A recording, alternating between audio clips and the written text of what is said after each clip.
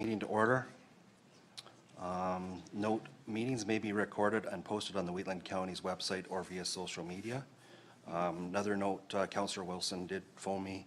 He's at a doctor's appointment. He'll be here probably about 11:30, just so everybody knows. Adoption of agenda, any additions or deletions?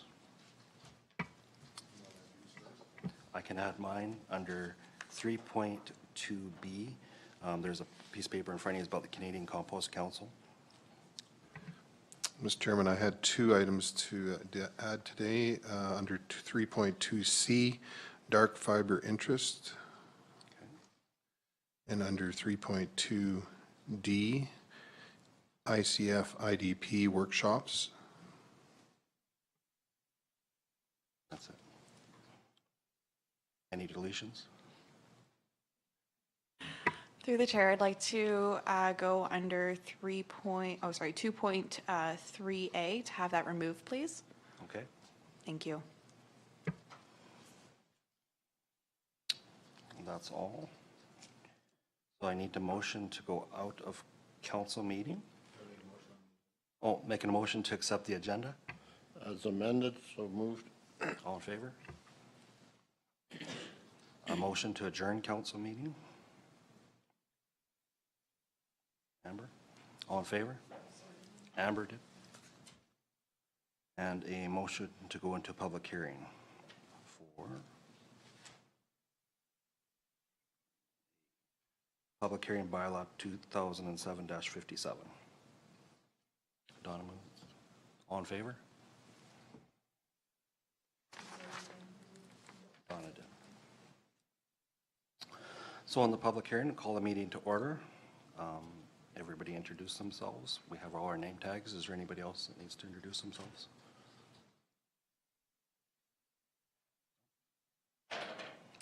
And then open the public hearing.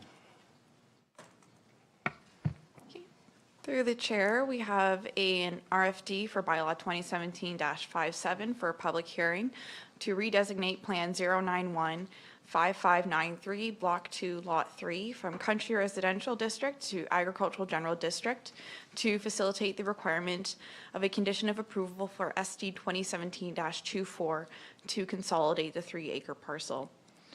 The recommendation is that the council undertake the public hearing for bylaw 2017-57. As a reiteration from the first reading, the intent of the public hearing is to allow for the redesignation of a 3-acre parcel on the quarter section. This is a condition of approval from SD 2017-24. The intent of the applicant is to consolidate this 3-acre through the redesignation in order to create the 5th parcel through the previously approved subdivision application. Otherwise, this parcel would create the 6th parcel on the quarter section. So the applicant is trying to avoid that 6th parcel creation through the consolidation and subsequent redesignation.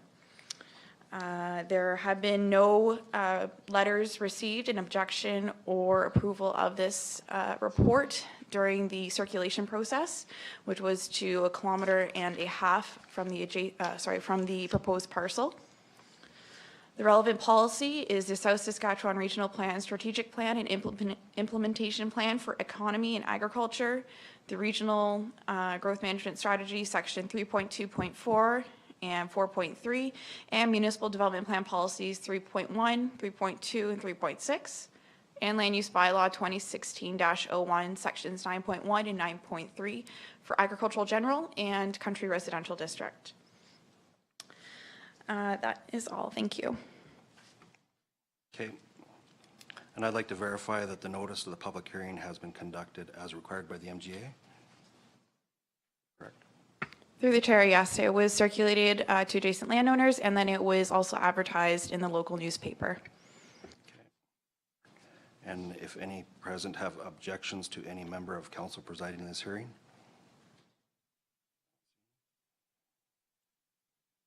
And any written submissions be distributed to the members and the applicant. Nothing there, okay. So, is there any presentation from the applicant?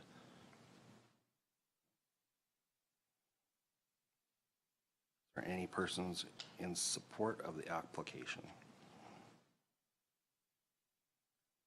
Persons with concerns with the applications?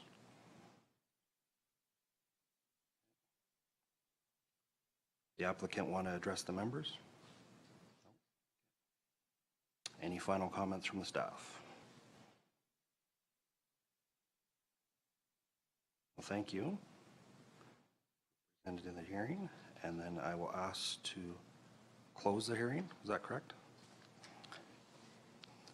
So I'm looking for a motion to adjourn public hearing. Tom? I'll move to close the. Okay, all in favor?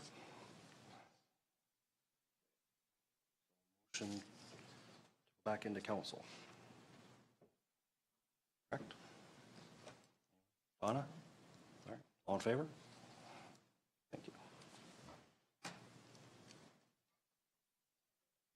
We'll move into 1.13. Yes. Yes. So we'll move into 1.3A, adoption of the minutes from the January 11th, 2018.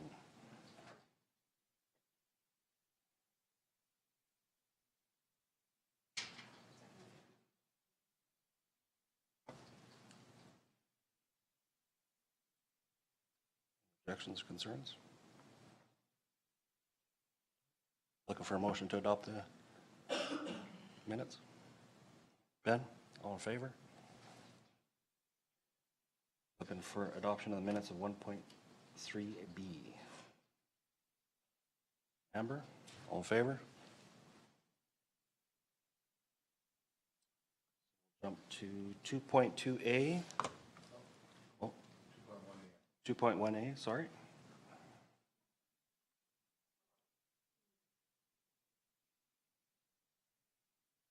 Did that. We did the public hearing. We're looking for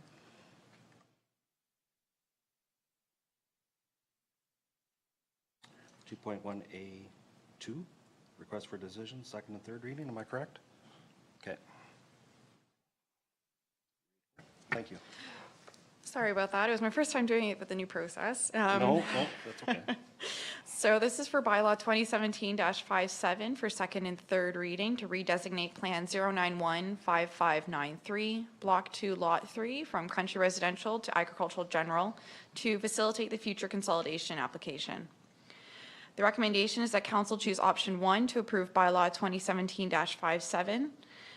Motion 1 is that bylaw 2017-57 be given second reading, and that motion 2 be that bylaw 2017-57 be given third and final reading.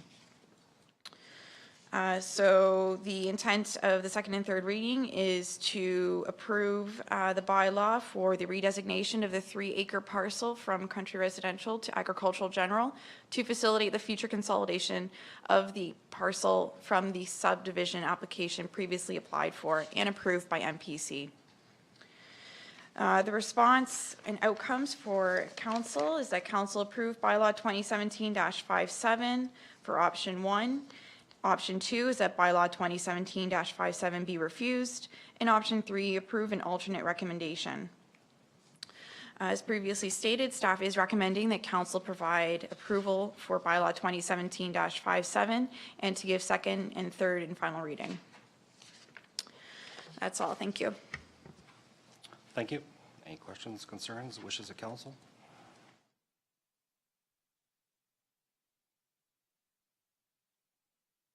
I'll make a motion. What they'd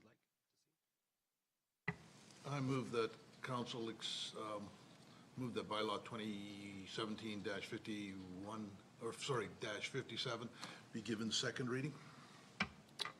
Okay. All in favor of that motion? Carried. Second motion.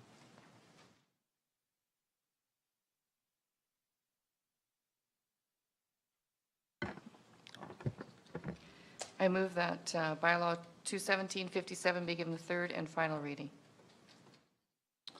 All in favor of that motion? Carried.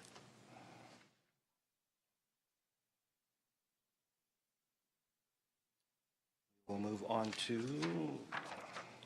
2.2A, request for decision, bylaw 2017-62, redesignation of plus or minus 5 acres from agricultural general district to county residential district within Southwest 12824 west of the First Meridian.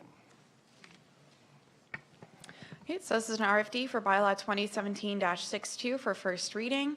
This is to redesignate 5 acres from agricultural general to country residential within the quarter section of the Southwest 12824. It's adjacent to Township Road 280 and approximately 15.5 kilometers northwest of the village of Rockyford in District 6.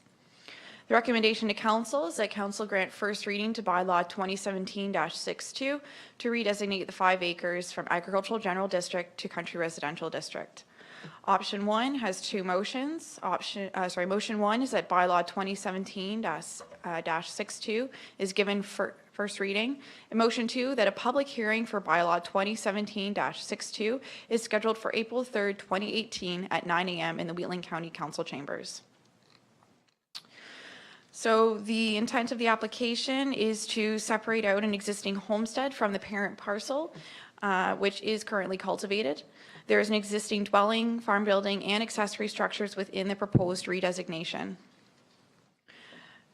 The relevant policies include the South Saskatchewan Regional Plan and the Strategic Plan and Implementation Plan for Agriculture, the Regional Growth Management Strategies, Section 3.2.4 and 4.3, Municipal Development Plan Policies 3.1 and 3.6, and the Land Use Bylaw 2016-01 for Section 9.3 for country residential. Council has 3 options. The first option is that first reading of bylaw 2017-62 is granted, and the second motion providing a public hearing date. Option 2 is that first reading of bylaw 2017-62 be refused, and option 3, that council approve an alternate recommendation. And as previously stated, staff is recommending option 1 for approval of bylaw 2017-62 with the following reasons. I'm going to pull up the site plan so that council can see it. Otherwise, that's all for me. Thank you. Thank you. Any questions of council, from council? I want to put a motion forward.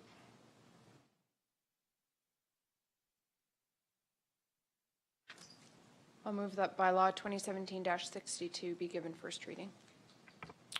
Thank you. All in favor of that motion? Carried. The second motion for setting a public hearing date. I move that the public hearing for bylaw 2017-62 be scheduled for April 3rd, 2018 at 9 a.m. in Wheatland County Chambers.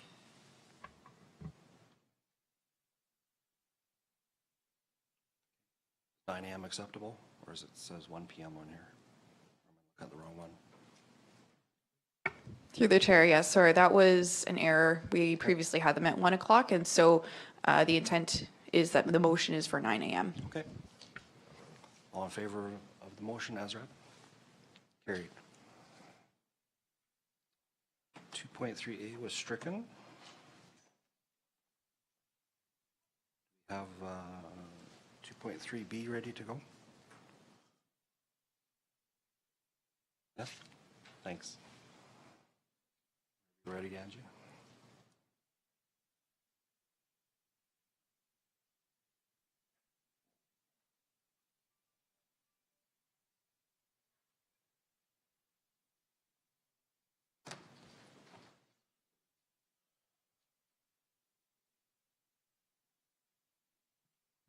Good morning, Council. Good morning. I'm stepping in for Colton here. It's his RFD, his file, but he's unable to be here today. So this is just information update. The recommendation is that Council receive this report as information and direct administration to provide an update at the May 1st, 2018 Council meeting. So the Homesteads of Lyalta subdivision conditions is what the report is talking about, and there's a number of items here in red that outline from the last report what has been moved on and achieved and what has not and is still outlined as incomplete. I don't think there are any updates as of today, but I can check with Colton when he's in tomorrow and provide that back in March if required. And if you have any questions, myself and Odessa can note the questions down, and Colton can bring that back in March. Thank you. Okay, thank you. Any questions?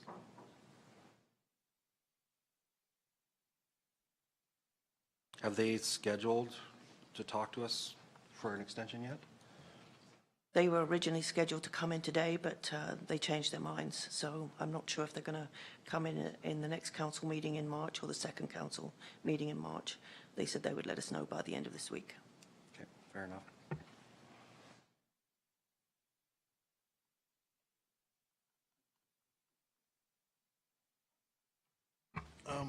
Angie,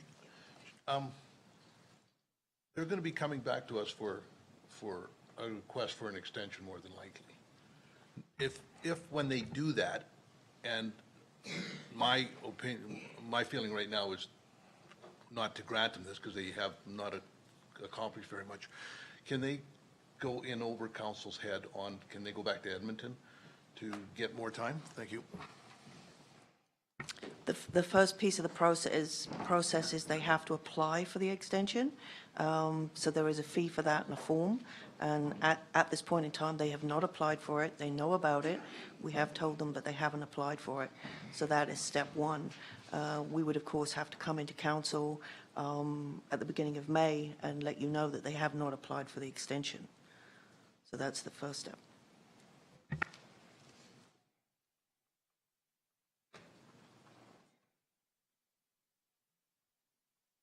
So a motion to accept this as information is needed. I'll move we accept it as information for now. All in favor of that motion? Thank you. I see there are 9:30s here. Are you guys ready early? If you want? Yeah, we're going pretty quickly, so yeah, if you guys want to come up, for sure. This is Alberta Association of Municipal Districts and Counties. Mr. Kenmare, Mr. Rhodes, and Mr. Ruakers. Sorry if I said it wrong. How you doing? Good, good.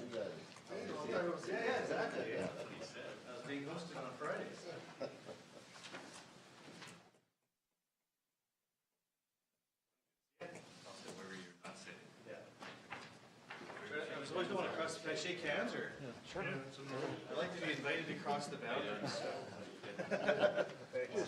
Yeah, thank you very much. Thank you. Did you? Cutting a swallow. Morning, sir. Good morning. How you doing? How are you? Good. Morning. How you doing? I'm following you around.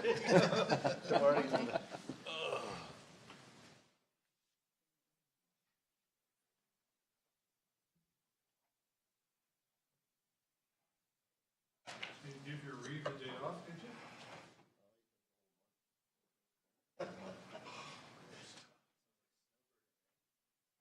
Similar. Today would be a good day to snowbird. Yeah. Lovely out there. Nice, clean, pristine.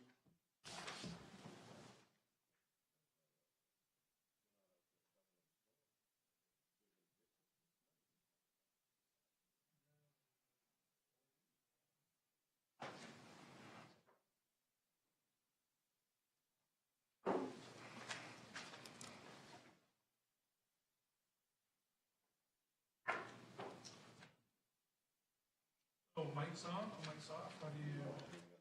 Mike's on. Push the button until the red light comes on. Twice usually.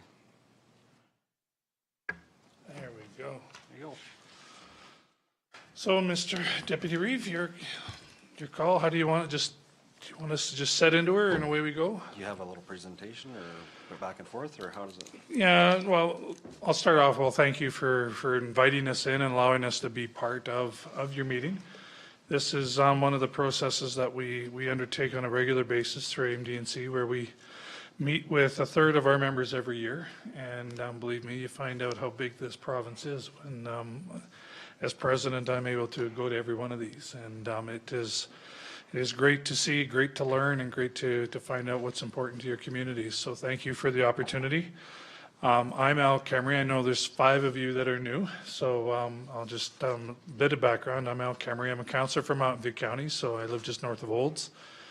And I am in my 4th year as president of AMDNC.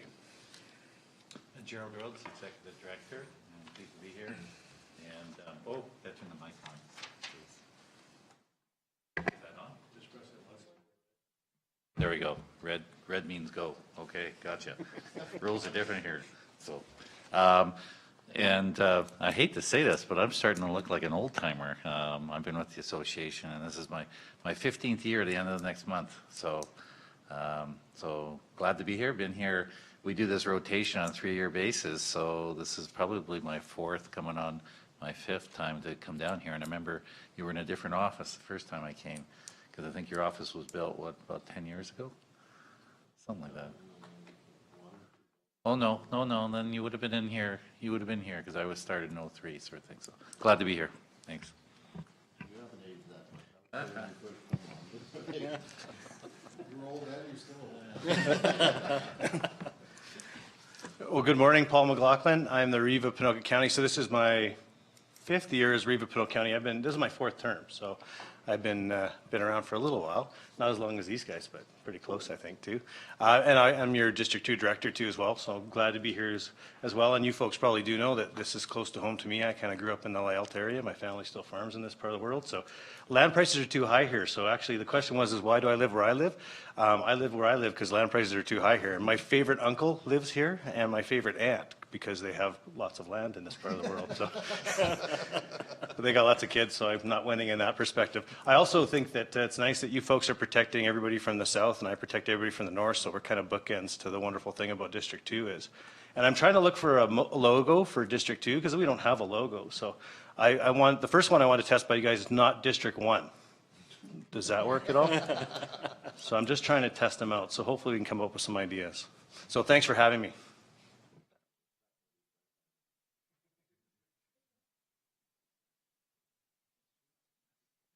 Okay, well, I'll get right into it, and it's interesting. I found out on the way down here that Paul grew up in Lyelta, and I was 2 years old. I lived in Lyelta also for a year. So my parents were Dutch immigrants, and this was the last place they lived before we moved to BC. So it was, got some experience. My dad worked for Bob Jackson here, just off the highway, and interesting as my neighbor in Olds is Bob's son too. So the world gets small in a hurry. So, but we all have backgrounds that are in rural Alberta that are interested and intertwined, I guess, that way. But if you don't mind, Scott, can we just do a quick round just so I get to know, because when I hear you guys talk, I remember your names better. You know, we get to meet a lot, and just a little bit of background. I know Ben's very well, so we could just skip to Tom. And Yeah, you bet. Tom Eichert, I'm a counselor in Division 4, which is between Strathmore and Rocky View. So I've got a very, what do you call it, a urban, but like 4 landowners that own the whole frickin' area and 1,000 acreages, so. Scott, I have Division 5, which includes Lyelta from Highway 21 down to just north of here, about 2 miles north of here, and then all the way up to just about Rocky Ford. I was involved in municipal government for years as a superintendent, public works. Ended up taking 10 or 12 years off, own a trucking company, still do, and people kept asking me to run for council, so here I am. very good. Yeah. Donna Bigger from Carsland Speargrass area. Lots of industry down there, if you know that. And we have the railway go through, and we butt up to just about halfway to Gleason from Carsland. I'm Amber Link. I represent Division 2, which is just east of here, and then down to Gleason and includes Nameka, and then about halfway north to Rocky Ford. Okay, well, thank you. Alan, did you want to introduce yourself too? Good, you all know me. Another little trivia for what it's worth is it was Wheatland County that made me want to move to Alberta. Because we lived in BC, we had a dairy farm there, and I came here on 4-H exchange in your area, in the Carsland area. And my dad said when I came back, he said, so what'd you think of Alberta? And I said, the day I'm done high school, I'm moving out there and I'll go to university in Alberta. I'm not going to stick around in the Fraser Valley. So there's some experience again that kind of shows a kinship that I have every time I come down in this part of the country. But what we'll share with you is some of the items that are ongoing at AMD&C. But then, we're here to learn from you and find out if there are items that you want to bring higher to the interest of AMD&C, or concerns, or even things that we can that you've identified that we can do better or do more of, however you see that. So a couple of the items that I will focus on is that are hot buttons is first one to be in cannabis. Cannabis is an item that we're all hearing in the news, and it is federally jurisdicted that sometime in the coming summer this will become no longer a legal entity. It will no longer be an illegal practice, and which means it's going to be a lot more prolific in the area. It's going to be legal to have in certain areas, and long story short is it will have municipal impacts on us, whether it's land use planning, whether it's our employees that we're having to watch for use, or it's the enforcement of some of the federal and provincial rules that are going to be put in place. So when it comes to our position from an AMD&C point of view, we're trying to make sure that we don't get downloaded with an extreme amount of cost to provide the enforcements or the guidance that the other two levels of government are putting on us. And so I know through FCM and different avenues, we advocated strongly to the federal government to, rather than go 50-50 sharing, for stronger sharing of the excise tax that they're going to be charging on cannabis. And so they've now modified theirs to where they're going to retain 25% of the excise tax, and and then the provinces will get 75% of it, with the understanding, and Minister Sohi even made the comment the other day, with the understanding that the provinces will have the expectation of trying to help municipalities deal with some of the potential downloads of this issue, or the costs that are coming forward. So we have advocated from AMD&C that out of that 75% of the excise tax that the province gets, we think that they should be prepared to share half of that with the municipalities throughout the countries, or throughout the province. So that includes also the big cities, so all the municipalities affected.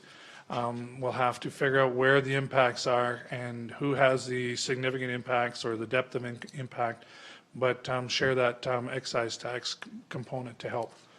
Because reality is, and this is what we have to create also from a municipality's point of view, is expectation management on taxation.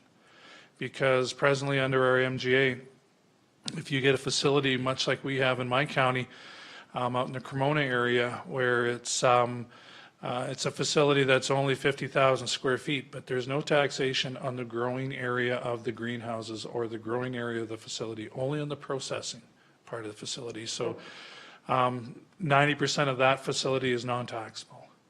And much like the ones right now in Olds, they've got 3 facilities underway, and they're relying on the fact that there's going to be taxation on all of these.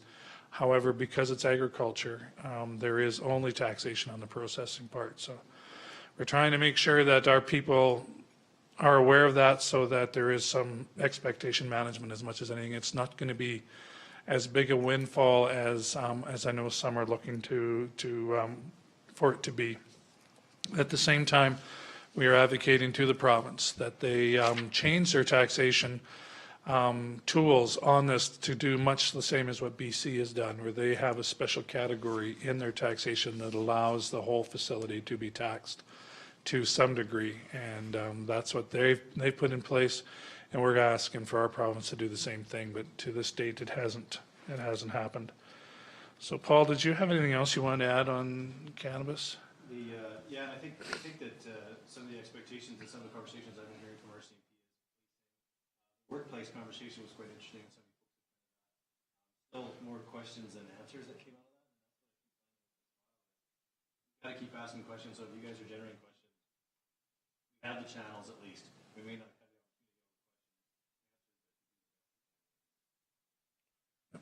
I think one thing that on Friday they announced, we're getting the regulations released a bit at the time, and Friday they announced setback regulations from schools for retail and that stuff. It wasn't a big announcement really on Friday, but a lot what more the urban communities were waiting for it so that they could amend their land use bylaws. And there's a default, if you don't amend your land use bylaw, the provincial regulation kicks in. So you don't have to be in a hurry to go change if you have those concerns. There were some basic rules. I think the other thing that is helpful to know is the Senate sort of held things up, and as a result, the timing for the legalization probably is August or September now, because once the bill is passed or whatever they have to do to go through, the people can't physically do the next step unless it's passed because cannabis is illegal. So bottom line is we're looking at a start date, not a July 1st. It'll be in the fall sometime. It'll be August, September. So that was big news as of last week as well. And actually RCMP and everyone are quite happy. They'd prefer to have another year to gear up for this with all the training that has to be required.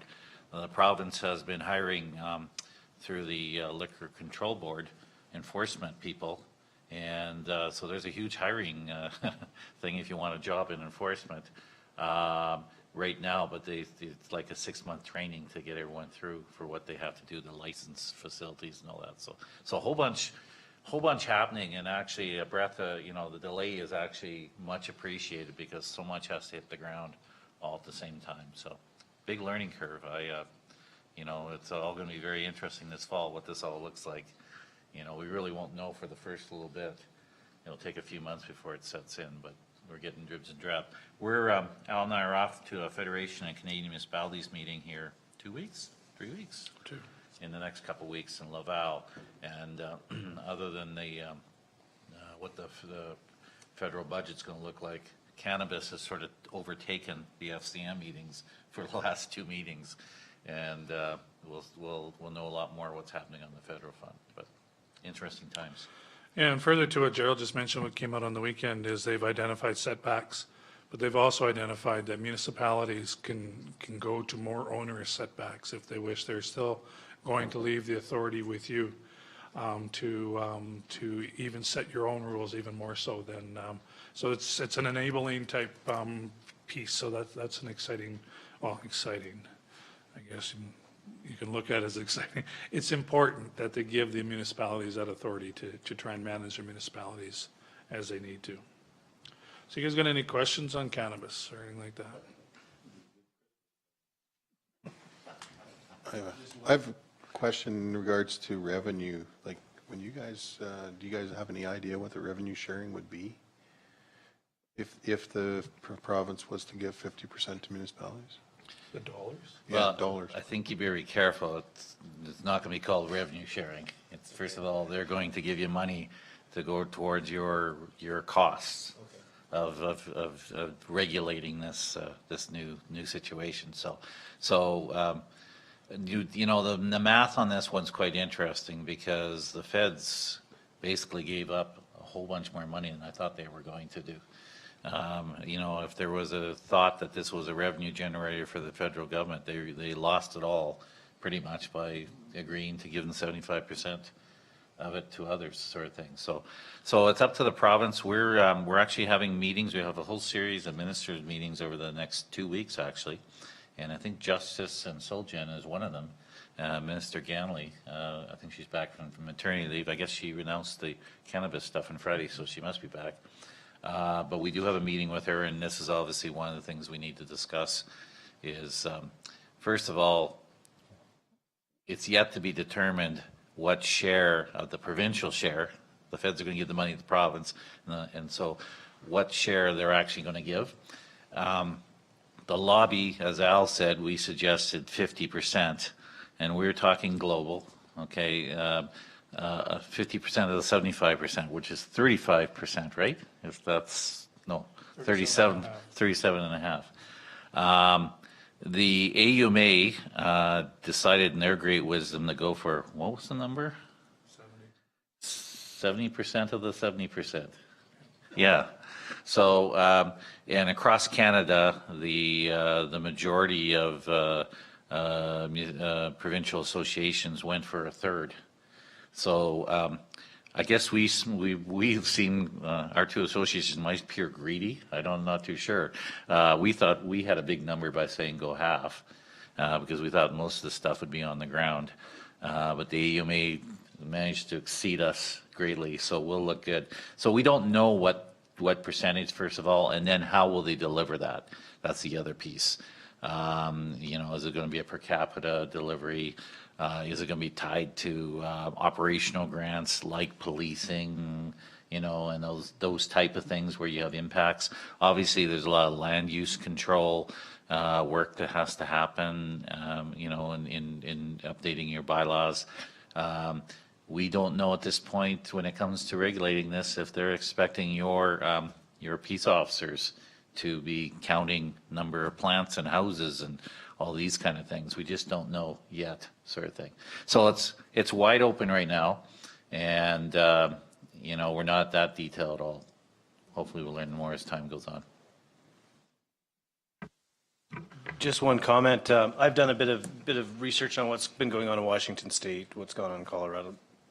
Just looking at it from a modeling standpoint, and there's two interesting studies that came out of Washington State, was the impact on policing. And because the American laws are quite different, it actually decreased some of their policing resources requirements that they had because they were charging people for small possession of marijuana. Pulling that away from their policing, actually, they said there was actually an increase in their ability to actually bring people to jail for other things other than marijuana. We're talking significant dollars, and this is my personal belief, though, is if the federal government's giving a bigger piece of the pie, I think the big piece of the pie is really big. Washington State's at about $210 million in tax revenue from marijuana sales. So their population's quite similar to ours. So it's gone up 20% every year, year over year. We're talking quite a large amount of money for nothing, to be quite honest, because we're not doing anything. We do have some impacts from a land use standpoint. There's other discussions occurring, of course, and I understand there's impacts to our municipalities. But we're talking a serious amount of money in a very short period of time. So it's interesting to see how this pans out. At the same time, I think that there is some understanding of what kind of dollars you're looking at from a revenue standpoint. So where that revenue goes will be interesting to see how we all allocate that and how it maybe, like you said, flows to us. It'll be interesting in the next little while, that's for sure. Well, and one positive thing that Paul's talked about too is the lack, there'll be a lot less people doing time for pot offenses, and they can be put, to leave room for others to be occupying those spaces that are directly related to the rural crime thing. That is a big item that's going on right now. You know, so there all of a sudden we'll have a home for them, maybe a little more space in our facilities. So ambulance, I know it's a big item, response times. I know, Ben, you brought forward the discussion with the minister at the conference, and I know I did share with the minister afterwards that her response to you was a little bit missed, off mark and stuff like that. So it is an ongoing challenge, especially the further away we get from the cities. It becomes a bigger and bigger challenge. We hear the same stories further south, where response times are not adequate, and then also the challenges of dispatching and trying to get the ambulances guided around our municipalities, because we don't run a square grid the way it looks like on a flat map. We all know we have land features and stuff like that that get in the way of true access to things. So we are meeting with Minister Hoffman next week, and it is one of the three items that we are going to be talking about is the whole ambulance response and the ambulance issues. So I am inviting, if you've got any information that that shows some documentation that you can give us before we leave, that would be great, so that we can use a case example. I did get a letter back from question. To my question, the minister basically said, we do have ambulances in Drumheller. That's the one I brought up, was Drumheller. We have a ALS and a BLS. Duh, we know that. It's the service, because they're never there. Once they leave, they're gone, and there's no replacement. They leave the replacements out over half, 3/4 of an hour, and so a lot of times we're sitting there in the Drumheller in that area and I'm probably the same in this area, but with our firefighters, because they get called out, and they're sitting there for half an hour with a patient, three-quarters of an hour with a patient, and they haven't got the ability to deal with them. And they're telling us we're covered because they have ambulances there, but our ambulances are sitting at some damn hospital watching somebody that's got a nurse sitting at a counter sitting over there because they can't release the ambulance. It's ridiculous. We were still running Badlands and Drumheller. They tried to get us to release our ambulances when they were transferring, and we wouldn't release them until they were in the valley with the replacement ambulance that was sitting there. They were trying to get us to release it when they were coming across the Morin Bridge, which was a half an hour away, which meant an hour from the far side of their Drumheller's area. So we had quite a battle with them over that. We wouldn't release it till they were in the valley with that other vehicle, and now they're not there. They're just not available. I know many of our members, that when we used to have the commissions and the likes of that, we had a lot more, we had more accountability on response times. And we have heard some say, well, just fund us the way we're being funded right now, but let us go back to managing them and the likes of that. And then if there's extra costs, we can deal with those extra costs locally, but at least it'll be relative to service. So we've heard those comments many times, and it is one of the biggest challenges that we're hearing from a healthcare point of view anyways. And dispatch being so far away from the actual area that they're dispatching to has not helped either. So. I sat in a WADEMSA meeting last week, and some of the stuff was talked about, but it was more mentioned several times that there was no accountability. They'd bring up issues, and there was no way to resolve it, even to the point of ignoring them. And that's unacceptable. There's definite issues with response times, more dispatch issues. I can't say too much, but and there's no accountability from the dispatch system or no way or forum to resolve these issues and make sure they don't happen again. They just keep happening over and over and over, like daily, is what I'm hearing. So very concerning. The big rural item, and the more remote you get, the more it's exaggerated. It builds on itself as much as anything. So it is an ongoing thing that we keep chatting about with the minister. So it is one of our three items. So any others on that? If you have, some of that information, if you don't have it with you, Ben, that's fine. But if you could even email it to Paul or Gerald or I, and it'll just give us some extra information.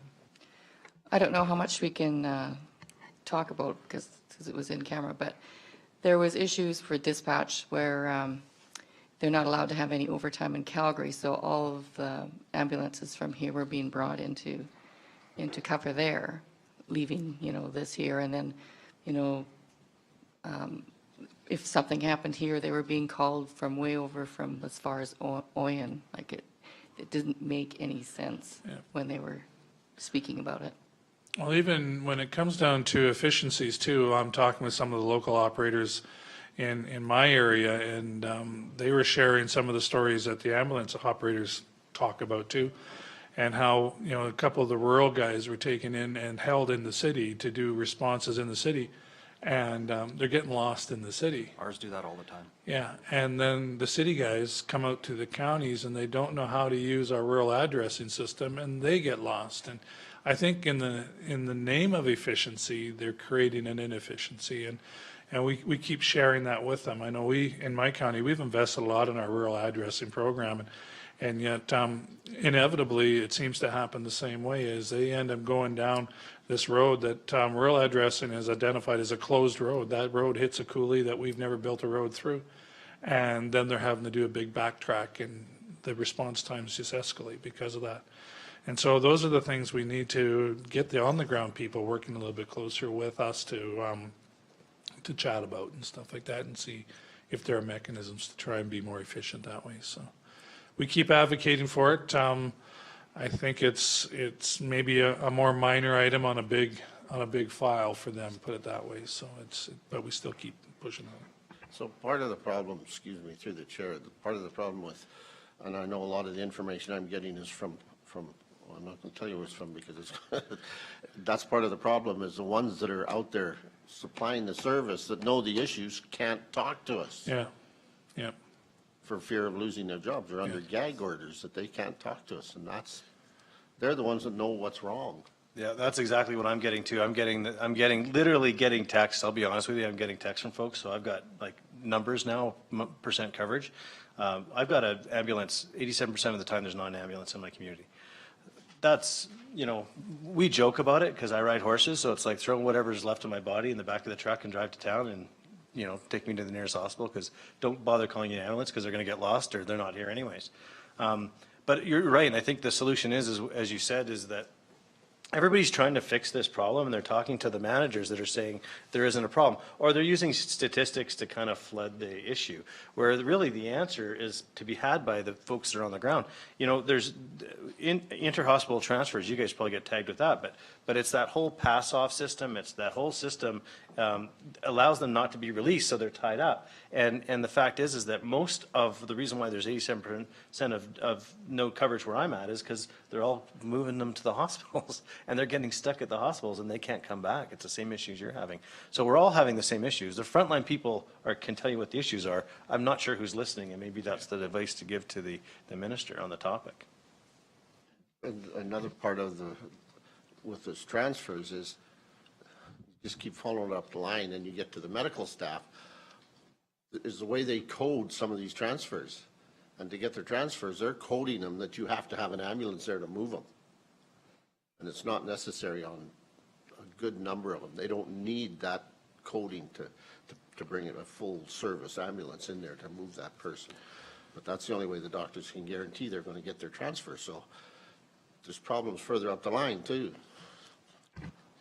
Okay. Well, I know there was a pilot up in Nehill County, Three Hills area on the non-ambulatory transfer program where they were using upgraded domestic vehicle to move people rather than having to use a $400,000 ambulance with two paramedics in. So that has been tried and apparently very successful. I'm talking to the people from Nehill, but where it's gone from there is it hasn't become a regular practice either. So, and then maybe there are roots to that. Okay. Go ahead, Scott. One more thing. With the response time and with it being longer, if there is, from what I understand, if there is no medical first response, the information relayed back to the patient as how long the ambulance is going to be there is not happening. So if someone's a half hour from town and decides, maybe I'll drive them in, they're not even getting that information to make a judgment call. And if the ambulance response exceeds that, unless there's a medical or first responder there, they don't get that information at all. They're just told it's coming. That's all they don't get a time, they don't get anything. When you're further out, that's a decision that your family can make, whether or not to take you. There was a concern of if someone breaks a hip and is laying on the ground for how long? How long are they going to be there when it's minus 30? 45 minutes? And there's nobody around? That's not acceptable. That's an interesting comment. I didn't think about, the policy people, obviously, most of them would be urban and they don't think about that context from a rural context. It sounds like we need an Uber for the ambulance dispatch, so you can see where they're at, Interesting. But they've, back, I don't know, 6-7 years ago when they started this and they had these regional meetings all over the place talking about this before they went on there. That's what I kept telling them out there when they were coming out there. I said, build this so it works in a rural area and it'll adapt to the urban area. And they're building it for an urban area and trying to force us into that model, and it isn't working, and they won't listen. They won't go out and build something that works in the rural. So and maybe this is an unfair question, so you don't have to answer, but would your municipality take over or get involved in the conversation if the commissions were to be recreated and the funding as is would be there, but go back to a commission management piece where you have local decision makers trying to guide the process? Like, it takes more than one municipality, but I think it's an item that we keep hearing more and more on all the time is give them back to us show some base funding and give them back to us. At least then we have something that's predictable.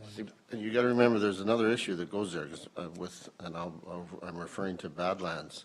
And the reason, because at that time, when EMSA was fighting to stay on their own, we were trying to do the same thing. And we were willing to stay on our own, and we just about had the agreement signed. And then the biggest partner in the whole process walked away from it, which was the urban. Drumheller was the one that was the big urban. They said, we don't need to worry about that because we know we've got somebody within 20 minutes of the hospital. So they walked away from it because of the financial side of it. They said it was cheaper and left the rest of us out there hanging. So Yeah. getting some of the others to cooperate might not be that easy either. But ICFs can work in your favor that way too. You never know. You know, it's one of those services that can be added to the list. Okay, and now that I open the door on ICFs, growth management boards. And I understand the situation you guys are in, having a percentage, I'm not sure the actual population percentage, but a portion of your municipality is going to be engaged in the growth management board. It's even written in the legislation, township by township, so to speak. So I'm just, as probably as much as anything, just wanted to share that we did get a request, because I know we had a meeting up at AMD&C in the fall. And through that committee that was created at that time, AMD&C has appointed the vice president to work with that committee, to be a liaison person involved in that committee. So just wanted to share that is one of the things we're doing, and just curious as to if there's anything else that you feel comfortable sharing at this point on the progress that's coming forward with Growth Management Board. And if not, I'm fine with that. I just wanted to more or less make sure that you're aware that we have appointed the vice president to try and assist and be the liaison that way, so.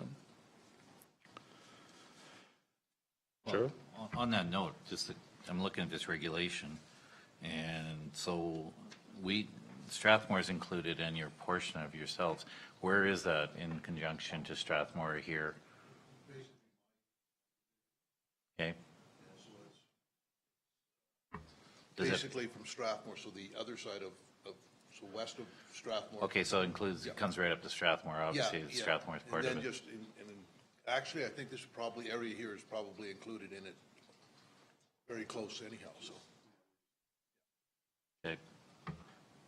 And does it go south of Highway 1 also? So it's basically a 2-mile buffer on each side of Highway 1 and surrounding Strathmore. So the challenges that we find with this board and being the unique municipality with only a portion in is municipal affairs can't answer questions about MDPs and land use bylaws and how that IDPs, applies ICFs. because they haven't thought it through. So we're trying to work with them to try to, I can talk to one person, I can talk to Brad, I get a different opinion than I get from Gary Sandberg or whoever. So no one there quite understands how it's supposed to look. So that's the struggle we're going through. In regards to it, it has been delayed, as you probably know. They were supposed to have a meeting in February, and the mayor of Calgary wasn't available, so they've postponed it to March. They are actively working in regards to getting an interim plan done. So that's kind of moving forward.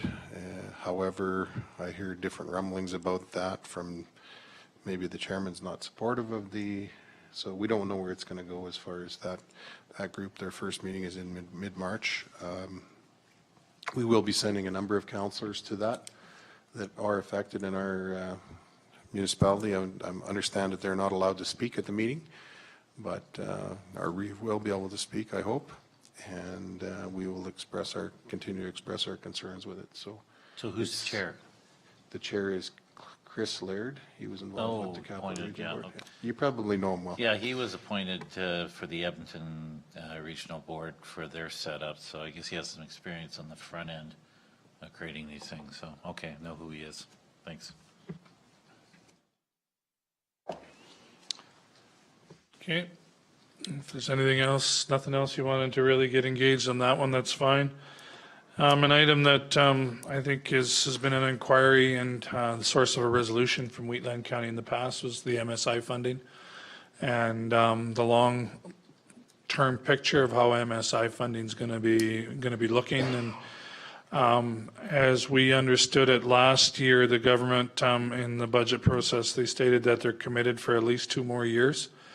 But again, we don't know exactly being committed, how it will look in the budget. And we're only, well, we're within a month away, I believe, of finding out the budget piece. But I know from an AMD&C point of view, we've been working on it from 2 different approaches.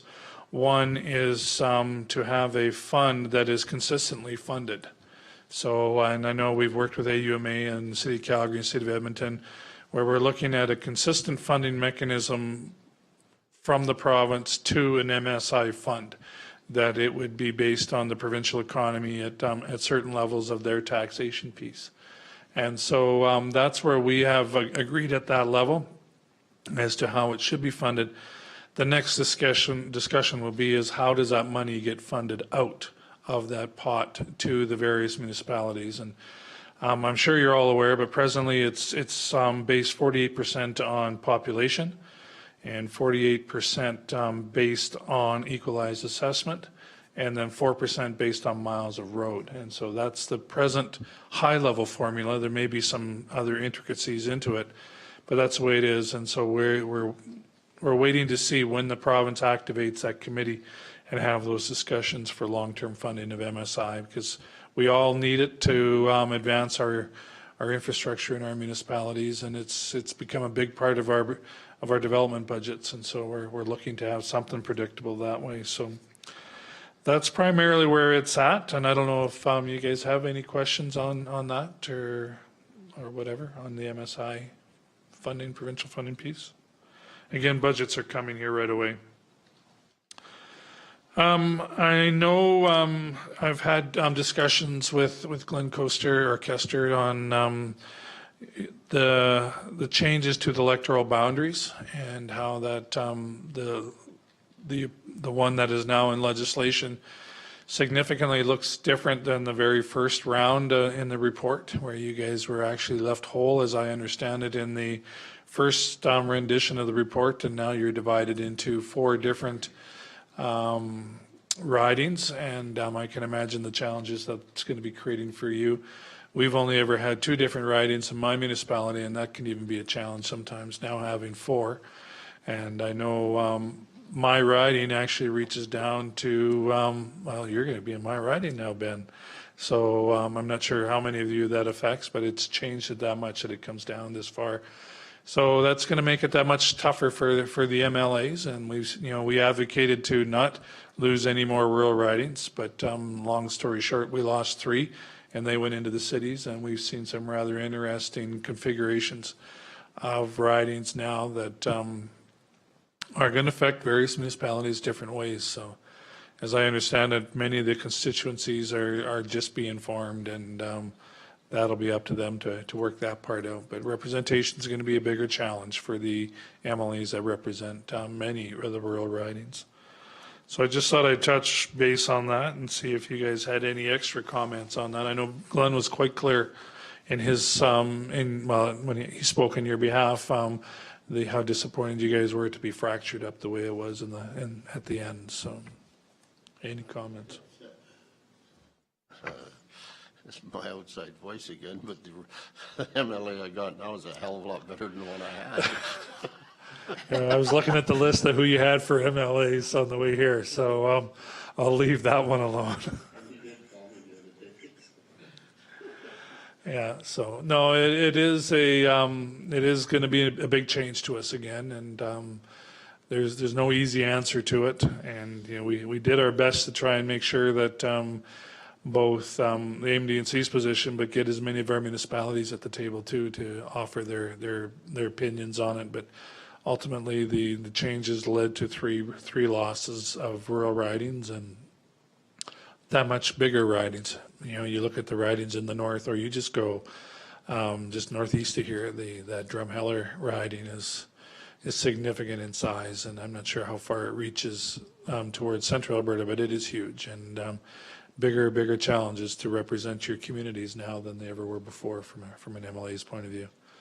So I just hope that you find ways to have your MLAs come to your table I know the present, my present MLA does that on a regular basis, and but you guys are going to have to listen to 4 of them, so that'll be even more interesting for you that way, so.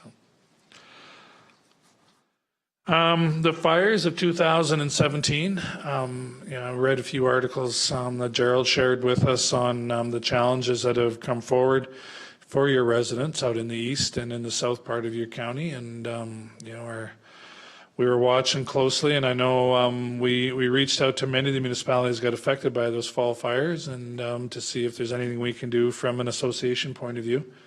But your residents were hit hard, some more than others. But the interesting thing that comes out of this is the non-insurable assets, and how do you deal with those? Because in floods, if they're non-insurable assets, typically there is a mechanism of recovery that you qualify for.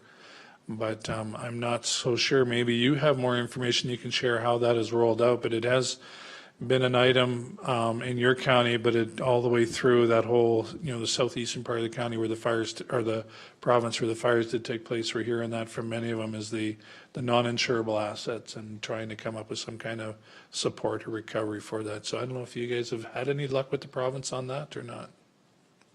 Have you heard anything?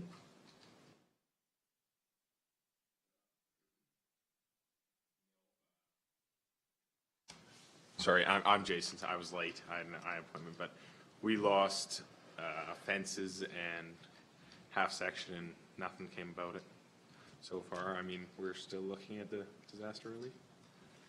We'll see where that takes us. Yeah, because that's the comment that we're getting from special areas and Acadia and Cypress, and those that are affected that way, and then even the Cardston, Pincher Creek fires, is the fences that are lost, the cattle that are either killed or had to be put down because of their injuries and the likes of that. And I'm talking to some farmers too in my travels that are saying they're still seeing the impacts on live animals, where they have not wintered well because of the amount of lung damage they're expecting has taken place in those animals. And how do you manage those things? And I don't have an answer for you. As much as anything, I wouldn't, gather as much information we can so that we have a good understanding of how it affects our members. But, we're only 1 year away from another incident like that. It's just a matter of the winds at the wrong time and the various aspects that created the fires. I'm not sure what was the source of the fire that came through here in your county. Was it power lines dropping or?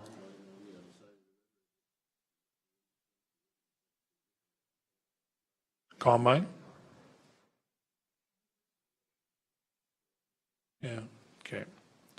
Well, it's just, if there's anything we can do to try and even get a coordinated approach on this, keep it in mind. And I know at the convention, I'll be talking with a few of the other of your neighbors that are affected and see where it goes from there.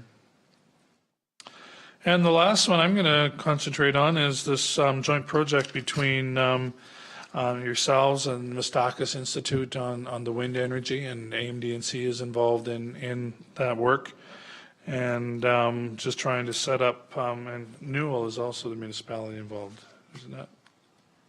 I think you guys helped sponsor, did you not? Yeah. Yeah. But wind energy and, renewable energies are things that we're seeing come down the road here in the future, and I know you guys have got a significant solar operation, and there's some great experiences that can come out of how that's working. And I know from a wind energy point of view, one of the things we keep chatting about is the end use of the land. In Alberta we have an orphan well program that deals with oil and gas wells, but there doesn't seem to be a good clear program how they're going to deal with those lands at the point of that technology expiring or whatever.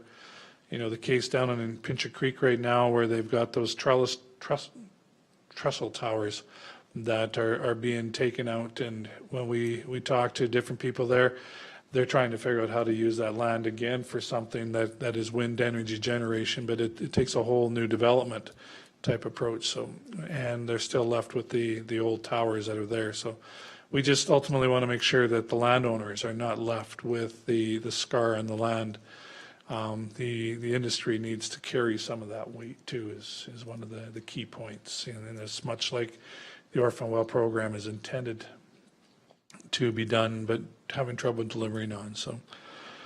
So if there's any comments or questions that we can take back from you guys on many different items, by all means. This is not only us reporting to you, but is there information we can help you with or the likes of that? I had one, we've been dealing with various policing issues, funding, maybe some watch clerks and things like that. And I came across a document where the EUMA is looking at doing a per capita, they're putting a resolution for per capita funding for the rural that's going, and that could drastically affect how we are funding our policing and how we move forward. Just wondering your thoughts on that. Yeah, presently, the legislation as it's written, it's communities under 5,000, the province funds the RCMP for them. And so that includes, in my county, we're 13,000 people, but when you do the math, we're covered by 3 detachments, and so we end up below that threshold too.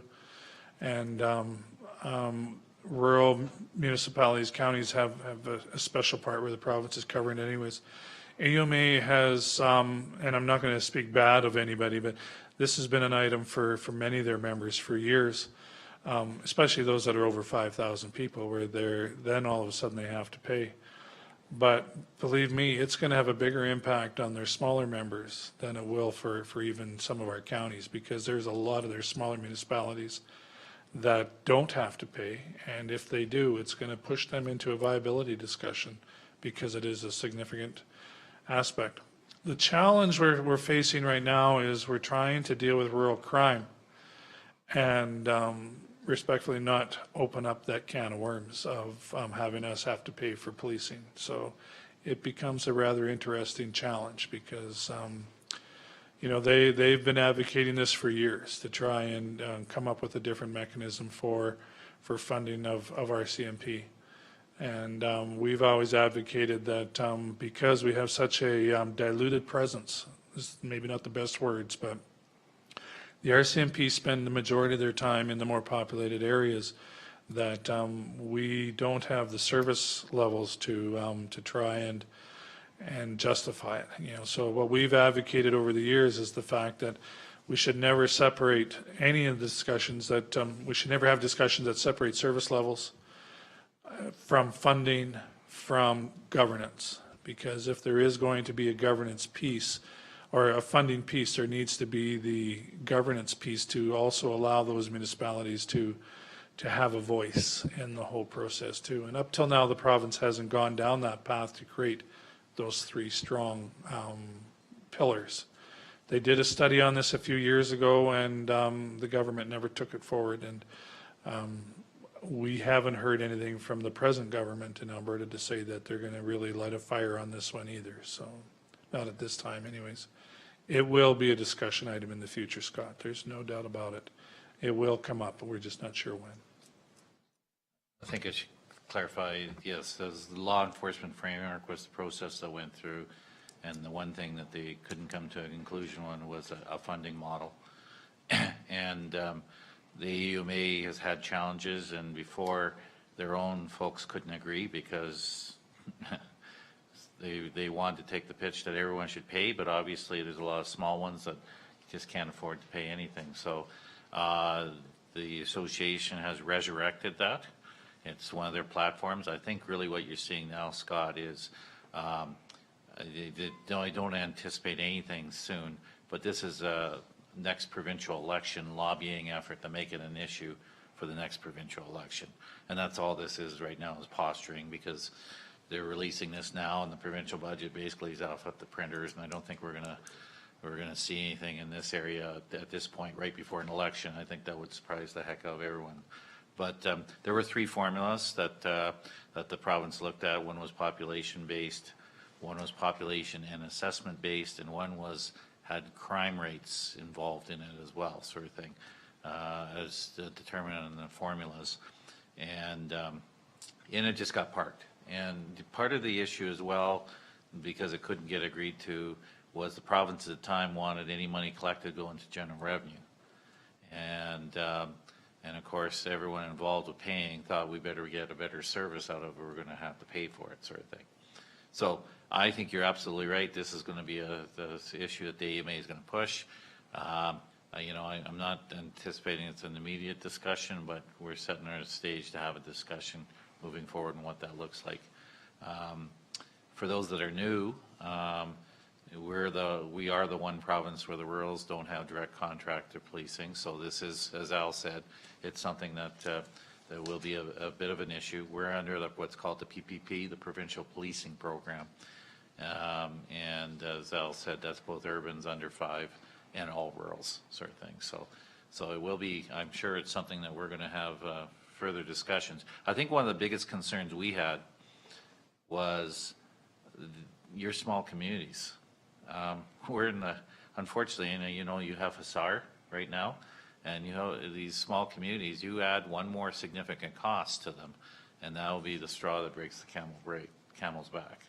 So one of our biggest concerns when we were at the table, and we seem to be defending the small communities more than the AMA was they just can't afford to take on such a cost. For a lot of the urbans, some of the urbans, this is their biggest cost center. For you, it's roads. For them, policing. A lot of them, it's 40 to 45% of their budget, depending on the size of the detachment and the crime rates that are in that area, sort of thing. So it will be one to watch. I don't think it's an issue for immediate, but it will be something that we'll have to be at the table and be discussing. And I said it's a two-prong approach. It's sort of defending our small communities that we're very concerned about having to take over, and of course, providing services and affordable services to your own members, your own citizens. Well, our concern too is these municipalities, it's happened, Chestermere did it, they'd go a standalone detachment where they keep the members within their own municipality, and there has been light talk of that with Strathmore, that maybe, and I mean, so how are they allowed to do that? You know, that's a hard pill to swallow, right? That's an interesting point, because I'm not sure how it is in Strathmore and Chestermere, but I know in the Olds detachment, Sundering Didsbury, there are provincially funded members there. And they are funded by the province, and they are part of that detachment. So I don't know if it'd be an interesting thing are they going to kick out their provincially funded? Well, there is both there, right, currently. Yeah. So yeah, they have this certain amount that they pay for themselves, I understand. Is that correct? 16. Yeah, 16. Pays for 16 members. Yeah, so, you know, they, in the interest of their taxpayers, getting the most bang for their buck, is it better for them to do it that way? So then will they ask the provincially, the rural members that they're designated as to leave the detachment? I don't think necessarily leave. The building itself is owned by the province, I think, federally. Yeah, so they can't, but Chestermere went standalone. I'm not sure how that happened, but it had both at one time. So it was even brought up, if there's an accident on the highway, they're not supposed to go. They stay within their own boundaries, so. Wow. It's concerning, at least for me, because, you know, we work together with these guys, and if they have that opportunity, how do you work with that? Well, it is interesting. I spent, in addition to rural administration, I spent a number of years as a town administrator. So all the urban communities, it's generally, or the requirement under the policing contract that you enter is that you provide the building. So generally they're municipally owned and very expensive, obviously, because they have a certain standard that they built, right down to the jail cells and all that. The municipality also owns the building and pays for all the support staff. So that's all the secretaries, clerks, the guards, all those sort of thing. And then you pay a rate per officer, which includes the officer, his training in his vehicle and equipment, sort of thing. So basically all that's run by the RCMP on that route. So to hear that there's a federal building, that's really, that's the first I've ever heard of that ever. The province does own some police stations. We do have, for example, Parkland County in Stony Plain has a pure rural detachment. And so that building is owned totally by the province of Alberta because it's 100% under the provincial policing contract. But generally the urban municipalities over 5,000s, they own the building. The smaller communities that are under 5,000, again, that's provincial infrastructure. That building is owned by the province, so it's, there's a way they're supposed to work is the commander, the chief, or, you know, whatever size of detachment has, depends on what level the person is that's there. It's for him to use the resources as best as they need be. So if there is a big incident, say, in an urban community, all officers go, doesn't matter who they're paid for, they'd go there. Same goes the other way if it goes rurally. The urban ones are supposed to be at his use, if need be, to be able to move from there, and or RCMP from other detachments coming in from outside that area. You know, if there's an abuse of that, then, you know, they're supposed to be able to statistically monitor and follow that. I used to have reports on the activities and what the balance of use is. Then that's an issue. But it is for them to be the most efficient, much like what they envision with ambulances and stuff, that you make a call and everyone that can best serve that shows up and does what they need to be, sort of thing. But I have heard in some areas that there's a belief that the balance isn't there, sort of thing. And it's tough, you know, it's as Al said, it's been tough to argue when you're not paying the bill. So that gets to be a part of the issue, because their master really is the province who is funding them and providing the service. So is Siksika served out of the Strathmore detachment, or do they have their own? They have one in Gleason? Oh, is this federal? Okay, that's because of the reserves. Oh, that's why. Okay. But that's that one. The one in Strathmore is the Strathmore detachment. The ownership was said. Don't know. I would assume, though, that Strathmore couldn't afford to put that building. Yeah, I believe the staff sergeant said that, yeah.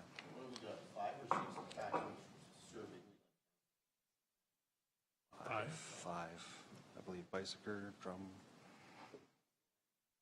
Drumheller, Cassano. Gleason, Strathmore.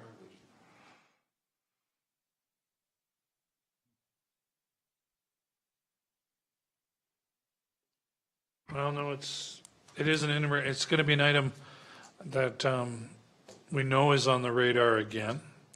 And the rural crime discussion, I'm hoping, doesn't push it up further. But, you know, it is, you know, the rural crime is probably going to be, right now it's an escalating topic in Alberta.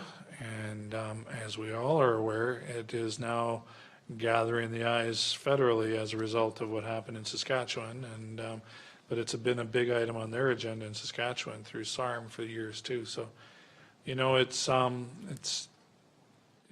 on the escalation since we've seen our economy go through some rather interesting adjustments. It's always been there, but not to the extent of what it is recently. And I guess that's a wait and see. We'll see what's going on. That's where I have to go tonight when I get home, is to my MP is hosting a rural crime discussion tonight, and it's trying to come up with solutions. And I'm not so sure what the solutions are, if it's at the policing level or if it's at the justice level. You know, those are always discussions. You know, it seems to be a very narrow door to get these guys that are apprehended into the system, but there sure seems to be a wide open door on the other end that they're able to go back out again. And so those are discussion points that will come up through those meetings. Anything else that you guys have got? Just on the policing thing, has there been any work on allowing the municipalities to upgrade the quality of their police officers, like a special constable that'll take over some of the, because our peace officers cannot, you know, we cannot put them into harm's way making stops in the middle of the night type thing. But if we could train up, if we could get a training system involved that we could train our officers up, it would be cost more money, of course, but I think it's probably a better alternative to keep it local than trying to get the help from the federals, right? Like, so if we could have, you know, so I'm not sure if there's how that's going county-wide, but, or the province-wide, but we can't be the only ones that are trying to figure out whether or not, because we have bylaw, we have, you know, so. Well, and we have both by law enforcement officers in my county, and we have CPOs, community peace officers, and there is such a layering of what they can do and can't do, and that's all under the direction of the Solgen's office. And I know some municipalities, and my municipality, we're looking at going, well, we've been exploring, but it hasn't made it through our budget process yet, of an enhanced RCMP position that we would pay to have more RCMP in. And there's two different types of enhanced positions. There is those guys who come and put in overtime on more of an event or time basis. And then you also have where you would have an officer stationed out of one of the detachments that would be a rural enhanced position. But the challenges we still have with RCMP is if we're going to go to an enhanced position where it's a full-time position, there aren't enough RCMP officers right now to fill their demand out as it is. So we'd be just taking from one other municipality that may need it and putting it into our municipality. And I'm not sure, well, my position is I'm not sure that's dealing with the problem. But to take these guys up to a whole new level of training so that they can do the criminal stuff, you know, that would mean that they would have to be trained much like an RCMP officer. And now you're talking about a provincial police force. And that is another item that has been bounced around from time to time. But, you know, the province right now has got a long-term agreement with the RCMP to provide the provincial policing on their behalf. And so there's no easy answers, I guess, is what I'm trying to say, Tom, is it is a big challenge to try and get these guys elevated into that level of training too. And I know our CPOs don't want to go to that level of training. They just don't believe it's what they signed on to the county for. So we would have to change and find a way to provide that training. You know, this training school that they talked about, I think that every second municipality applied to have take place in their counties, was supposed to provide that kind of training. But that now has never come to fruition, and I think it's not on anybody's radar anymore, but it was an item at that point to provide that kind of training. So I don't know if there's an easy answer for that.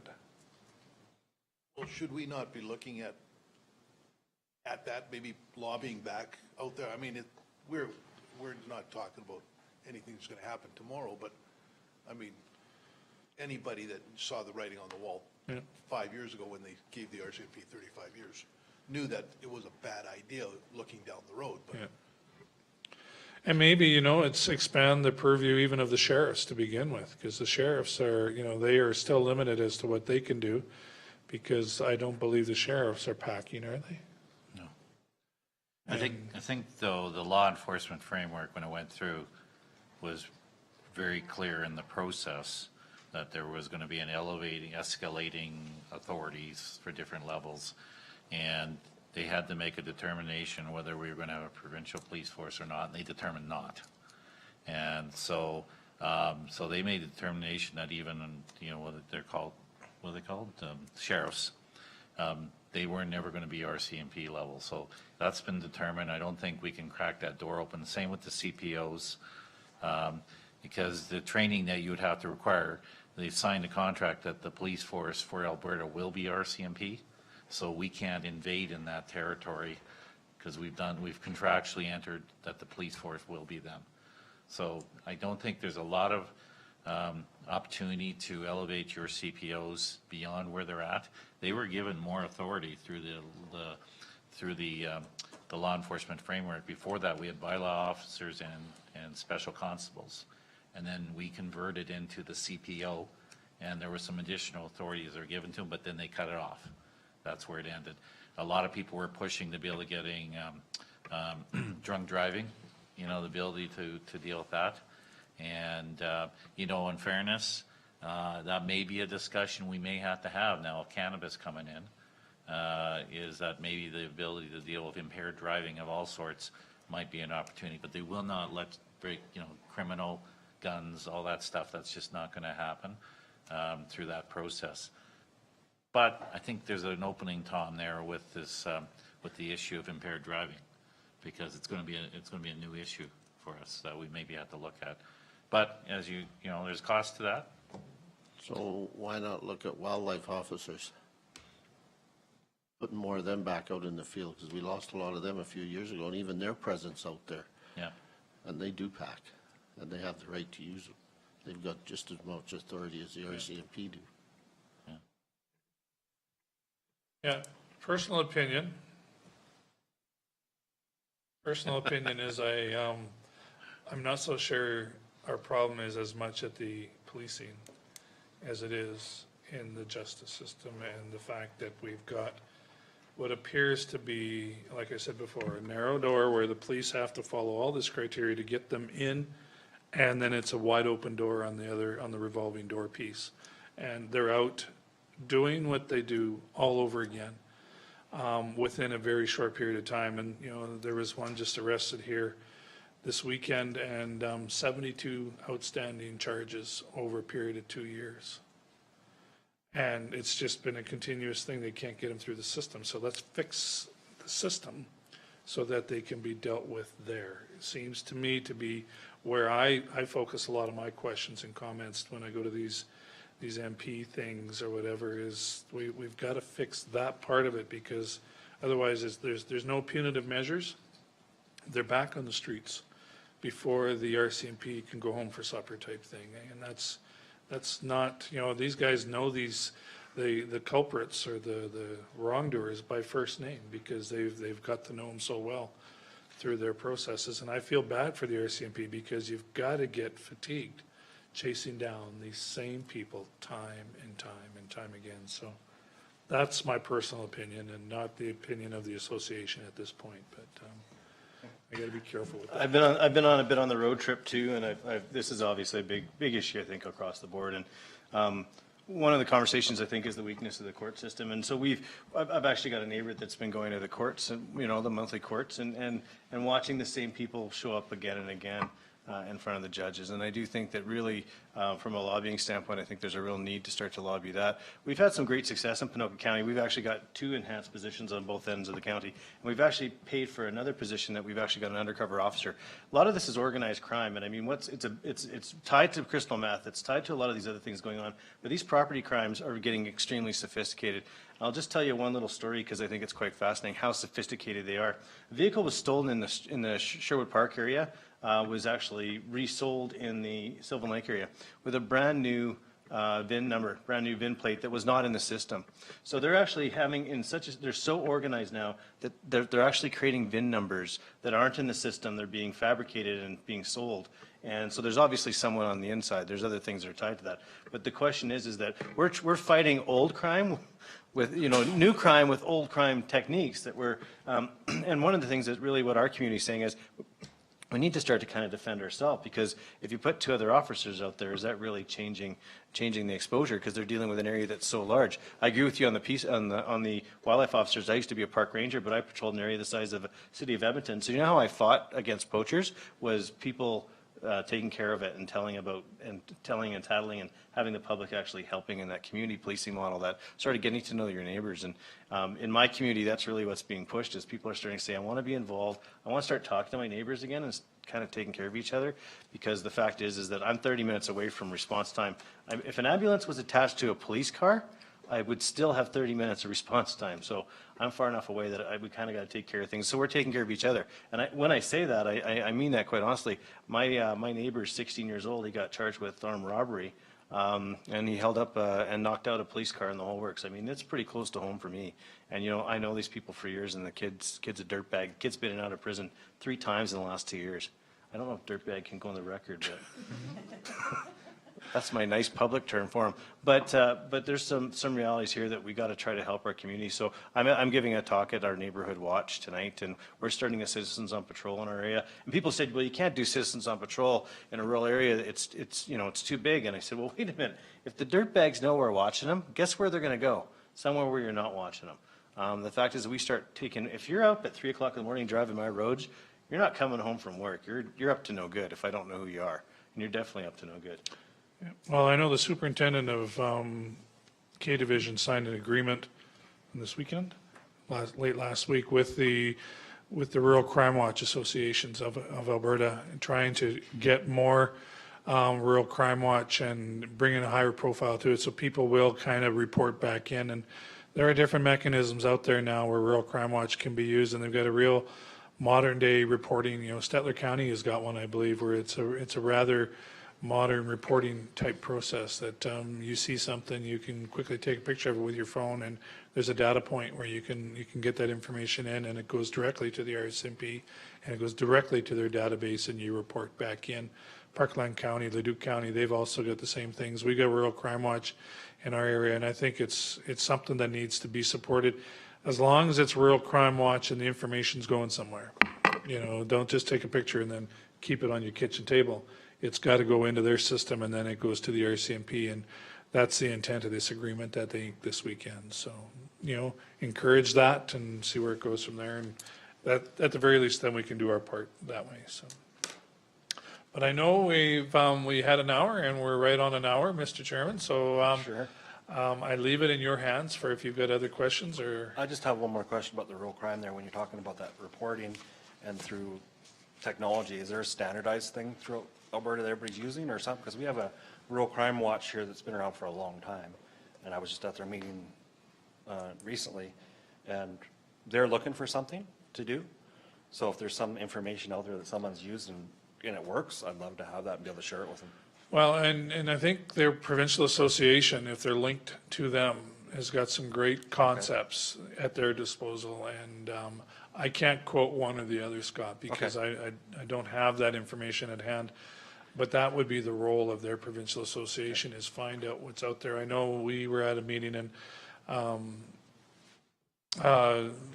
James Nyberg from Stettler County was talking about, they've got an app that hooks up to your phone now where you can actually take a picture and then just hit send with any supportive information you have on it, and it goes to a database that the RCMP then have access to, just to show who's out there. So then, and when that same white Dodge with a black tailgate shows up in different communities, then they start, and the same information keeps coming. That's a bad example because I used to drive a Dodge, but that's the concept. If you get more people seeing these things, they can start tracking where these guys are. And that's what they're looking for. That's what the RCMP is looking for right now, is build their intelligence on what's taking place within the rural communities, and then they can start following these things a little bit better and tracking it and do their part to the best that they can anyways. But we do need to be careful that we're smart, that we don't confront these people and get ourselves in a more precarious situation where your life is being attacked. You have your property, but don't get yourself in where we have to go to your funeral rather than a proper approach that way. But instinct is going to be instinct. Self-defense is really, in my opinion, is really important. And I know SARM passed resolution 2 years ago, Yep. a year and a half ago, on relaxed self-defense and expanding self-defense to the federal government. Yeah. Is that ever? It's never come our way. I know it was in result to this court case. This was on the front end of the court case piece. And there is a tremendous amount of nervousness in their members' community as to their safety. And we hear similar comments. I just want to make sure we're wise as to what we say in these things, because we need to be proactive, but let's not lead ourselves into situations that are leading to people taking lives at the same time too. You know, it's a fine balance between protecting your assets, which are yours, and protecting your right to live where you live, and the situations where deaths occur, because that's, to me, the human life is still got to be the paramount in this whole process. And I don't know if I should say any more than that. You just be smart is all I'm asking, is be smart if you're going to do anything that's protecting your stuff. Okay, thank you. Someone have other comments? No, go ahead. I think as a county, one other area that we'd like to see possibly a more like centralized or regionalized, maybe message coming from AMDNC is around some of the composting facilities. Composting? Like, we're experiencing a significant issue in our county, and our understanding is that it's like even the same company that we're dealing with is expanding into other municipalities, and it's a real issue for our residents. So We're it's not having a lot of traction with Alberta Environment, so maybe if we could do it from a more collective standpoint, we might be able to get some more so response. this is taking organic waste out of the waste stream and then going through a composting process. And the issues you're getting, are they odor-based, traffic-based? Or Motor traffic, garbage, unsightly. Lack of reporting. Affecting agricultural land, making it unusable, affecting even animals, livestock, lots of unsightly nuisance stuff. Like, it's extensive, the issues. So there are rules as far as composting goes provincially, but there are also rules as far as getting approvals for these through the NRCB. Does this facility have NRCB approval?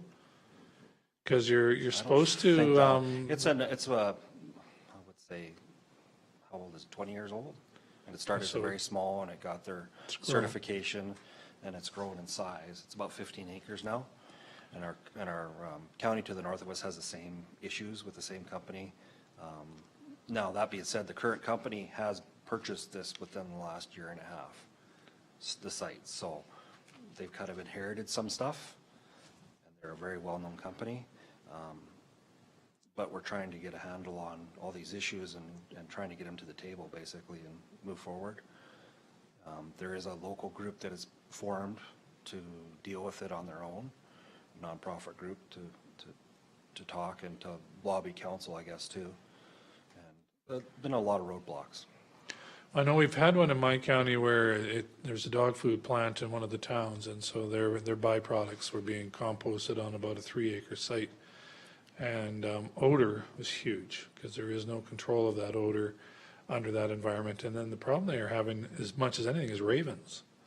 And ravens were packing this around, and they were actually brought in such a nefarious group of ravens that the one farm in the area put bin monitors in all his bins, and the ravens ended up pulling all the wires out of the bin monitors as a point of boredom. And now that the dog food plant is shut down, this composting site is shut down, and the issue's gone away. So the ravens might have moved over into yours now, and sorry about that. But no, it is, I understood at one point that the NRCB was trying to get control of these, and any new facilities would have to go through a very similar process as to what a feedlot has to go through. But that's all I have on it, and it is something that we possibly should be hearing more of a consolidated information piece through. So the source of the product that's being the problem in your area is just municipal waste? Is Commercial waste as well, from grocery stores, from sewage plants, from everything. Anything that they can't compost, they do, and I do know that they brought product from other provinces. It's a large site. So I know we had one in Red Deer County, just up by the Bowden Pen, just a half mile off the highway. And they were bringing in sewage sludge from Canmore and Banff when they were having their issues trying to get rid of that. And it was not pleasant driving up and down Highway 2, so I can only imagine this is no different if you're living in it. But I don't know where the authority sits on this. Yeah, and I'm a little concerned when I heard that the provincial regulations aren't being followed. I mean, when you're dealing with odors, you're dealing with multiple emissions. You're dealing now with the source of methane. You've got nuisance animals. There's a bunch of things that are tied to that too. And understanding the provincial regulatory model, any information you can provide would be great. I think it's something that we could look at in-house. I'm an environmental scientist, so I like composting, but there's good ways to do it and bad ways to do it. And my concern is you're getting something that's being grandfathered in, but you're not getting regulations followed. You've got serious nuisance issues. So something that I think is a positive thing, taking that out of the waste stream and helping our landfills becomes and the term that to be used as environmental burden. So someone's bearing the burden, disproportionate burden of what's being considered or pushed as a green product, and whether the provincial government is pushing back on their regulatory requirements. I mean, if this was a industrial operation, likely you'd have 10 inspection officers shutting this down after every emission. I have them in my community. If you have fugitive emissions in my community, they literally shut them down like with a press of a big button, and they go deal with the fugitive emissions. Meanwhile, you're dealing with a large stack and pile of nonstop fugitive emissions. So finding out why the province isn't enforcing at the level. The one thing I do find is that it's the power of the pen too. This works. So if you got local nuisance, call the officers. There's a 1-800 complaint number. Oh, they do. And just start hammering it in. But if you got a nonprofit, they know how to play that game too as well. But how do I put it? The site has an evacuation plan for a compost facility, which is very concerning. There is concerns of H2S on site because there's a quote-unquote legacy pile that's at least 3 years old that they have a plan of working with, but not very forthcoming with information sharing as to what we need to get it forward. Gotta be careful what I say. So it's an ongoing issue. Alberta Environment and Parks, from the minister, basically told me, and I talked to her directly, was it's a low risk. There shouldn't be having problems. So, and we've tried several times to meet with the minister. I've talked to the press secretary. Our staff has tried. We were trying to get some at the next conference to have a sit down, because it's not only us. There's another neighboring community that has the same issues with the same company. And, you know, hearing what you guys are talking about now, it's not just us. There's more out there. So let's deal with it. Get it set up so we don't have this, because it's a growing industry, especially with our location in Calgary and the corridor we're on.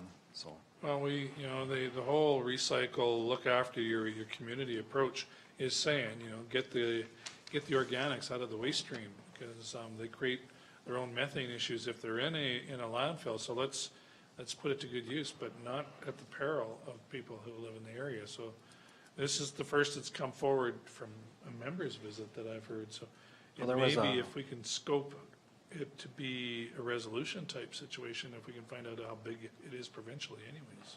The Reeve of Neho County did speak at the fall convention about it. Did he? Yeah, he was on the floor and brought it up.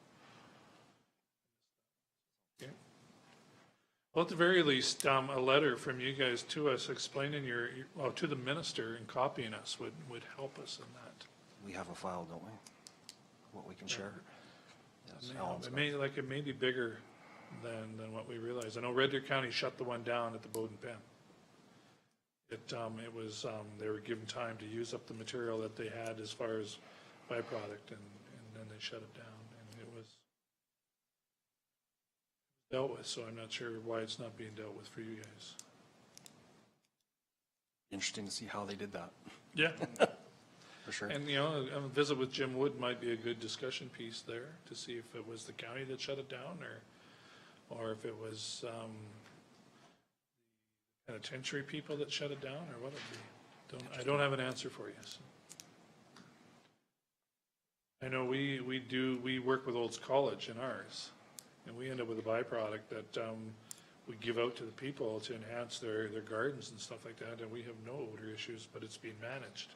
Maybe that's the problem. It's not. This one started out, when you mentioned Olds College, it was a pilot program with Olds College a long time ago to start with the paunch materials from XL Beef, and then it's kind of changed ownership 4 times, and it's just exploded. But I mean, Calgary did say they were going to divert a certain portion, the landfills, commercial operation and public, that had to be composted. So that's where these sites are very valuable. Turned into a storage lot.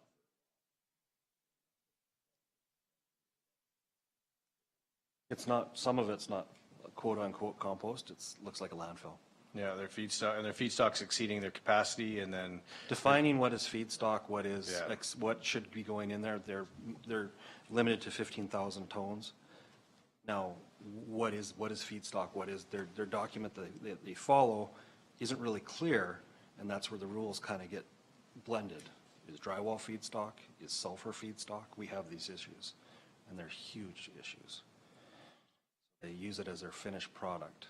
Have you guys had a drone drive over yet, or have you done any of that? We've been told we're not allowed to do that. If you go high enough, but you stay over private land. Yeah. I mean, one of the things, they do work, and really what the statistics are, 60% of our waste is compostable. So that's a big number. That's a big number that really means some big dollars, but again, where does it go? And composting is a phenomenal system if you're constantly aerating, if you're actively using it, your feedstock's managing your system, you can have almost an odor-free system, and that's what they're all saying, oh, it's an odor-free system. If you're managing it properly, if your feedstock exceeds that, if you're not managing it properly, you're not designed properly, you have Raven Central or everything else, or I guess you have Sequence. My question then would, how would, be if they follow the guidelines, right, how would they ever end up with a legacy pile? That's true. How would they ever end up with something that's sitting there for 3 years? Because obviously, that didn't happen overnight, and it's still there. And it's been addressed several times in letters, been promises as to what they're gonna do with it, but there hasn't been anything saying, why did it get there in the first place? You shouldn't be allowed to store a product on site for a compost site. It's supposed to be a live product moving through. The product should always keep moving, and it's not. So that's, and Alberta Environment has been there, so we have the reports, we have the information. They had brought a tub grinder in to grind up drywall on a windy day. There was, the group that was there had it tested and they found asbestos in it. Oh, yeah, you would. So, you know, Yeah, no easy answer other than to try and follow up as, if you can share a letter that you sent or whatever. Yep. Then we can add it to our discussion piece, or if you can even put it into a resolution as a growing issue, it'd be valuable. for bringing that up.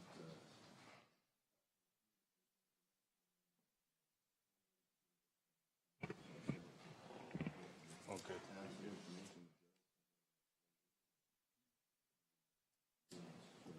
Good. Okay, Thanks for the discussion. well, thank you. Go ahead. Thank you very much. I just had, can you summarize, because council will be discussing a little later, the freezing of the assessment year modifiers, what you guys have done? We've received a letter. You Okay, folks. so on the assessment year modifiers, our position has been, and I think it's in my president's letter, but very quickly in October, we saw an expectation of increasing in assessment year modifiers. And so that was a communication that was out there. And then on December 21st, the province froze the assessment year modifiers.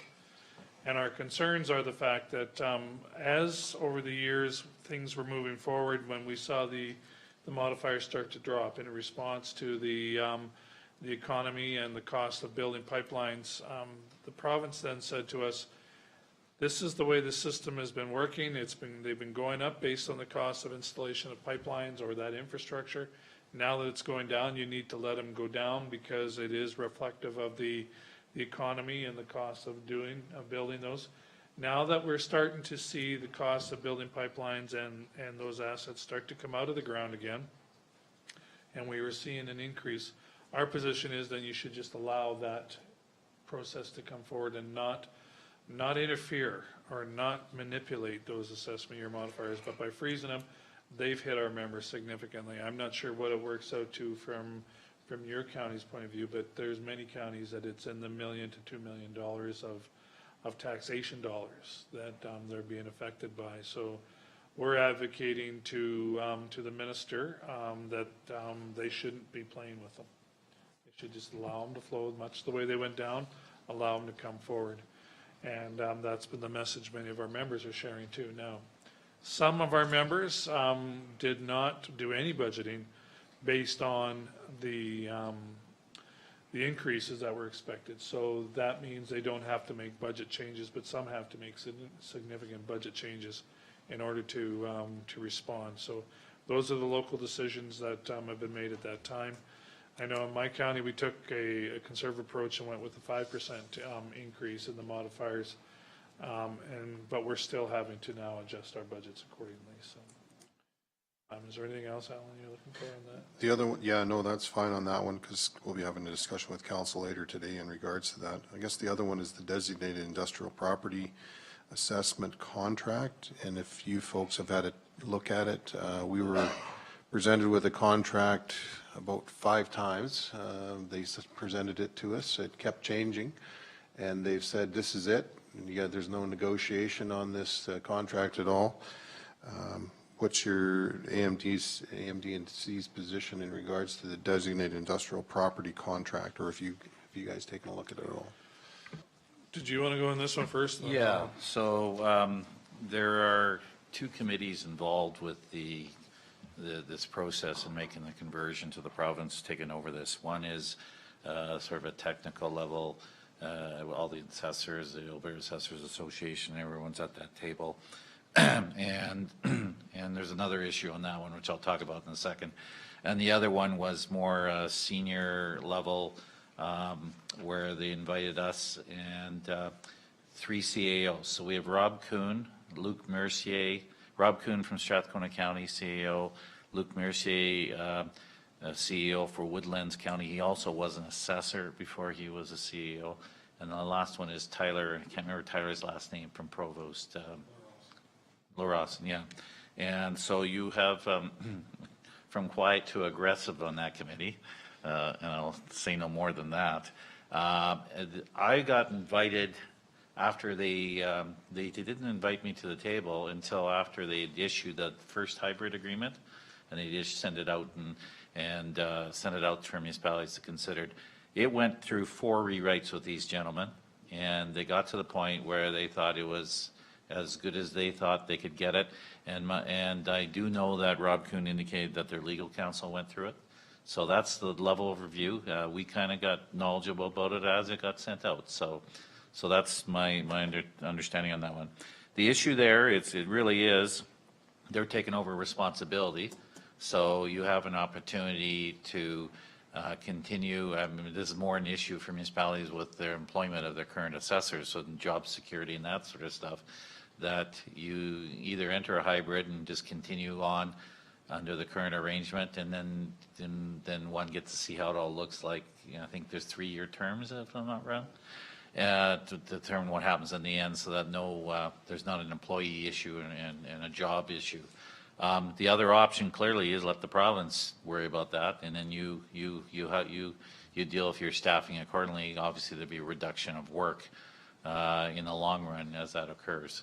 So that's the information on the hybrid agreement. I do know that, Alan, that the province did make a decision when they sent it out that there were, how do you say that nicely? There were assessors that they didn't want on their team, and so those municipalities were not offered a hybrid agreement, and that was the long and short of it.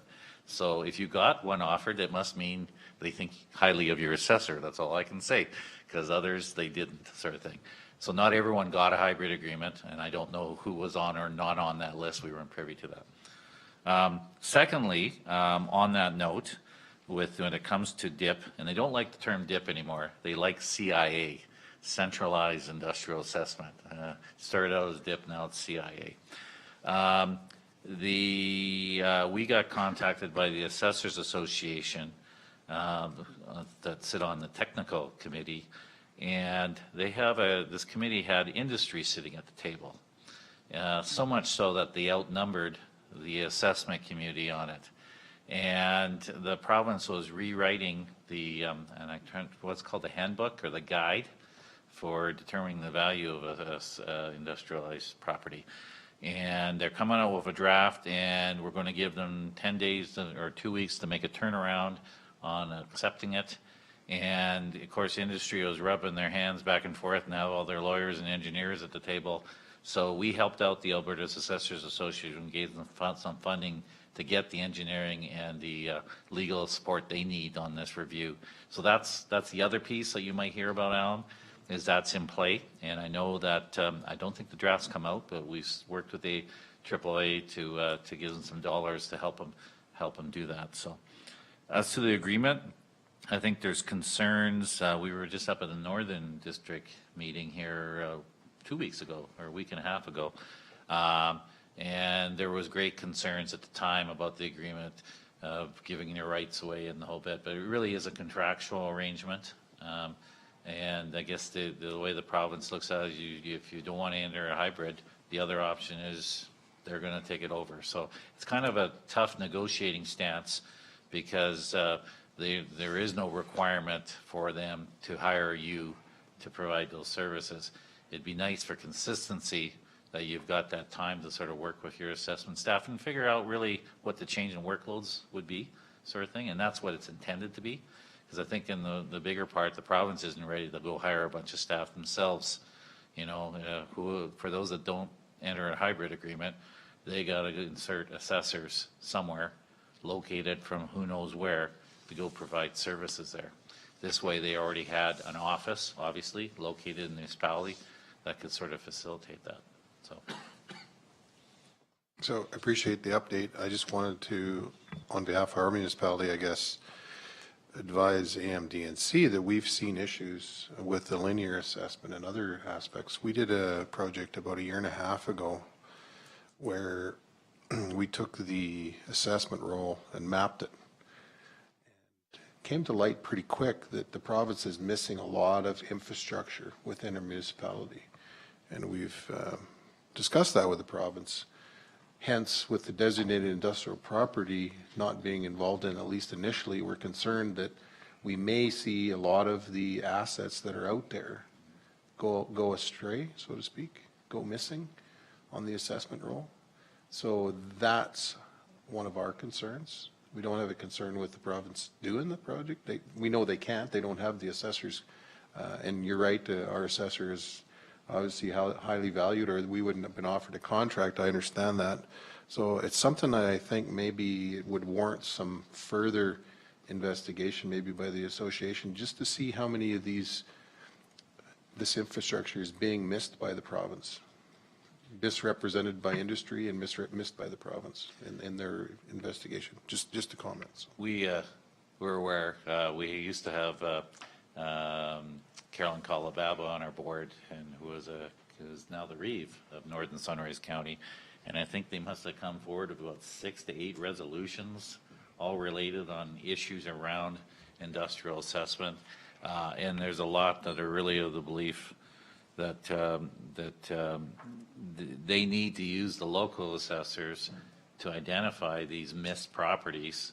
If there isn't a set of eyes and ears at your county, even if this is handed over to the province, that you still need someone on staff to be going through and double checking that every facility is listed and that they're taken care of. And that is a common concern now, for sure. And so, you know, that's one of the things we'll take to the table, that when they're looking at their processes, and we're, like I said, we're dealing with the Alberta Assessors Association, when they're looking at their processes, going forward as the province takes this over, some checks and balances that may be involved the municipality very clearly and early to make sure that they've captured everything.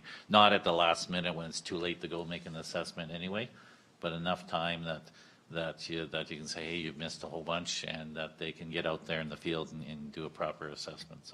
So I will flag that with our committee reps. Thanks. Yeah, and just to add to it, the concern that came out of the north was also the fact that the data that the assessor, even if that assessor is your assessor, the data that assessor accumulates, they need permission of the province to release that to council or to release that to the public, which then affects your ability to rationalize if you should be launching an appeal of that assessment or not, or find out if there's a data hole as you're identifying in a bunch of unassessed properties. And so there's limitations. So I know even my own council or my own county, our staff haven't signed the agreement yet because they're not quite sure what that restriction will create. So it is a challenge that way, but you know, it's been through, as Gerald's pointed out, 4 different renditions of an agreement. And I'm not sure, have you guys signed the agreement? This afternoon. Okay. Because that's the one thing that was pointed out at the north, was the fact that the limitations of being able to share that information from your assessor to you or to your council. You need provincial approval, and if that approval doesn't come forward, then how do you really legitimize an appeal of that assessment? Because you're now going to be the appellant rather than the person who saw the appeals in the past too. It's a bit of a change that way, so. Can I maybe ask Gerald if the association could consider the discussion in regards to that? And I know, like you're saying, Northern Sunrise, we know that there's properties being missed, and maybe that's something that the AMDNC maybe needs to take on. I don't know how you'd undertake it to determine how much of a gap is missing in the provincial data. This is outside of the designated industrial property. I'm talking about linear. How much of this information is missing in the province? Because it's got to be huge. When we looked at ours, and I didn't know, and our assessor didn't really know till we put it on a map, and we showed the reeve, and he said, you know, there's one oil well here. I got 3 oil wells on that land that are actively producing, but these guys aren't reporting it as being producing. So these kinds of things are happening. It sounds like they're happening across the province. So I don't know. I just throw that out there. Yeah, well, we weren't totally a fan to this whole process. This was an industry-driven issue, and that's where it came. And the issue, you know, we go back to why the province was pursuing this. It was because of the belief that industry, that different local assessors in different municipalities were treating them differently. And, you know, whether this was the solution or their cost guide manual needed to be updated so that, and or the province audited the quality of the assessors that are out there doing the work. Their reaction was controlling them all and bringing them in-house sort of thing. So this is a challenge. Yeah, no, I mean, this is a really awkward situation because other than making sure there's mechanisms where you get the information, and as you described, that's a great way of doing it, mapping it geographically so that someone's got something to look at. You know, maybe that's something we got to ask that they do for all our rural municipalities, so they got some ability to test. The only other thing is paying for some private consultant to come in once every 2-3 years and do a massive sort of review, sort of a stop check audit, but that should be funded. The intent of this is industry pays for this. So, I mean, we're really cautious trying to create solutions that you go out and spend extra money to oversee the work of someone else who's responsible for it in the first place. So I'd rather capture it in the process. So I'm actually going to have a discussion with these 3 men and say, you know, what are our mechanisms to sort of design into the system so industry does pay for it, that we do have our stop check analysis to qualify. And I wonder if it can be, if there's probably no possibility now, but just expand it further into existing infrastructure that's the linear that's done by the province right now. Yeah. Oh, no, that probably, yeah, it'd be everything. I talked to a previous linear assessor and they indicated to me that, yeah, they know there's gaps there. But when we go to the province, by the time we get the data and go to the province, it's a done deal, right? It's hard to go back and they won't open. No, it's the timing, you got to capture it early. So that's. But we don't capture it. The linear is what I'm saying. So there's 2 parts to this. So that's our fear is with the designated industrial property. As soon as it goes to the province, now they're trying to do the whole province. How much more gets missed out of the assessment, if you understand what I'm saying? I'll have them talk to you. So another item on this that may affect it, and that's through the Alberta Common Ground Alliance. There is legislation being proposed right now that is going to force every municipality, if they want their assets protected, they're going to have to register them. And protected, I mean, if you've got an asset that you want to hold a contractor responsible for damage to that asset, they have to be registered. And maybe that is the mechanism of making sure that all these assets are now available to the municipalities to know that they're there. I'll talk with those guys from the Common Ground Alliance because they're pushing this legislation to, and it's already gone through federally, provincially, so that you have to register all your buried assets so that they can be protected from contractors damaging them. But if that database is going to be public knowledge, all of a sudden we may have a whole pile of more information that we can feed this assessment piece to. So I'll talk to them too.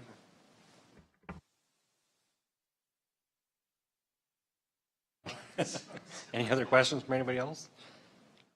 Thank you very much. Good feedback back and forth. Yeah, absolutely.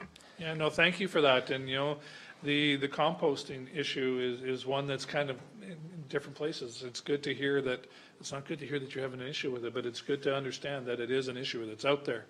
and it may need more traction in the future. And then the assessment piece is good stuff. So that's why we come here, is to learn these things and to share with you, but also to have you share with us, so. And I think an advertisement for the convention coming up here in a month, is it exactly a month? Yeah, we're looking forward to that. There are some nice, there's going to be some surprises, let's put it that way, that we're looking to roll out at convention. And I'll leave it at that, because it's, I'm going to tease them again. I'm going to tease them again, yeah. I think they are good. It's going to be Christmas. We think that, you know, the throne speech for the province is March 9th, and we think very good chance that just either the Thursday after convention or the week before, and we're not too sure, there will be the release of the provincial budget. So either they're going to bubble over and tell us everything that happened in the budget, or they can't say anything because it's a day after our convention sort of thing. But we are hearing already that we suspect it's going to be before, just because we're already hearing that there are going to be certain announcements made at our convention, so that almost tips the hat. We think the budget might be released before. So it's going to be a really good time to be at convention, because we suspect this will be a very significant budget.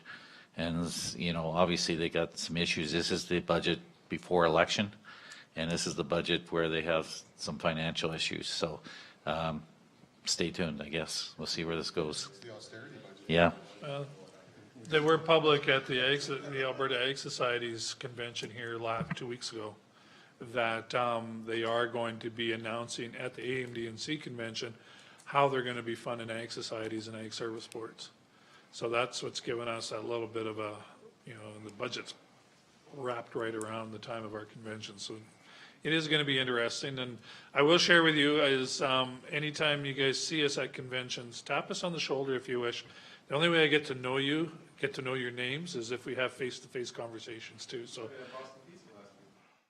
you did? Oh, sorry. You should have come up and talked to me. There you go. No, but that's how I get to know you. I will promise you, I can never remember all your names, but that should never be a reason that you don't tap us on the shoulder and say, hey, can we talk? And you just say who you are, and let's have the conversation, because that's how we represent you guys the best. So, by all means, and I'm in Boston Pizza often. So. What was he eating? Oh, I would have been having. And thanks for having us, pasta. and please keep in touch. This is election year-ish. You can still feel it coming, and there's lots going on. So definitely, we're here to help as much as we can. There's lots going on, and the advantage we have is we are exposed to a lot of the other communities that are having the same issues you have. So anything that comes up, please hit me. I'm connected. I don't have a big delay in my response. I respond probably too much, but you guys know how to get a hold of me. So thanks for having us. Thanks again. Okay. Enjoy the rest of your council meeting. Motion to accept as information? You guys got a good agenda because you don't have a full house here. I'll move we accept it as information. Yeah. Thank you. That is in there.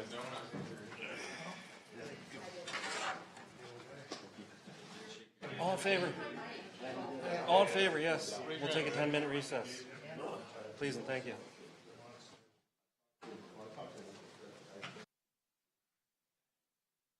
So we are on 3.1A, request for decision, report to council, the schools of Gleason and Hazar. We've all toured.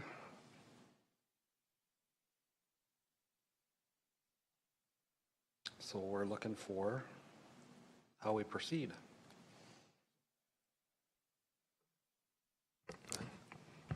I'm looking through this information that Golden Hills give us. I have some questions about it, because when they were going through that whole process over the last 15 years to close those schools and create a single structure, they were telling us that it was,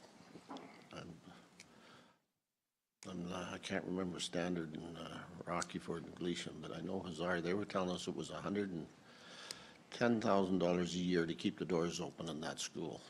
And then here they're telling us that their utility costs were $28,000 for a year in 2016. I don't think that's a reasonable number. So I'm not sure what those, if they had half the school shut down or what was going on there, but they were pushing that when we were doing all the surveys and everything else that was going on with the studies that they were doing. And the reasons they were shutting them down was because of the costs of maintaining them.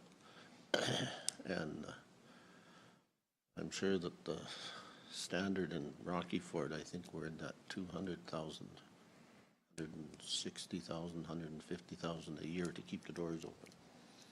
So what other than utility costs were they putting in that figure? Or just a comment? No, for sure, it's a large difference. But like you said, maybe staffing, I don't know. Do we have any information on that, Alan? The information that's there was right out of their report, and Tara confirmed that the utility bills were 25,000 a year when we were on the tour on whatever that was last week. Yeah, 28,000. So she yeah. confirmed that. I don't know about the 100,000, what that was entailing. I do recall what Councillor Armstrong is speaking to, but I don't know. I'd have to dig into that a little bit further. Yeah, I'm gonna go see if I still got some of those reports, look in.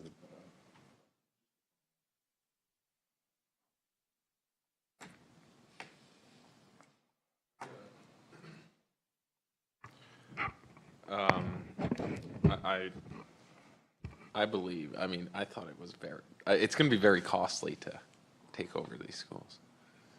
Very costly. And I mean, I just don't think that's, let them deal with it, is my personal opinion.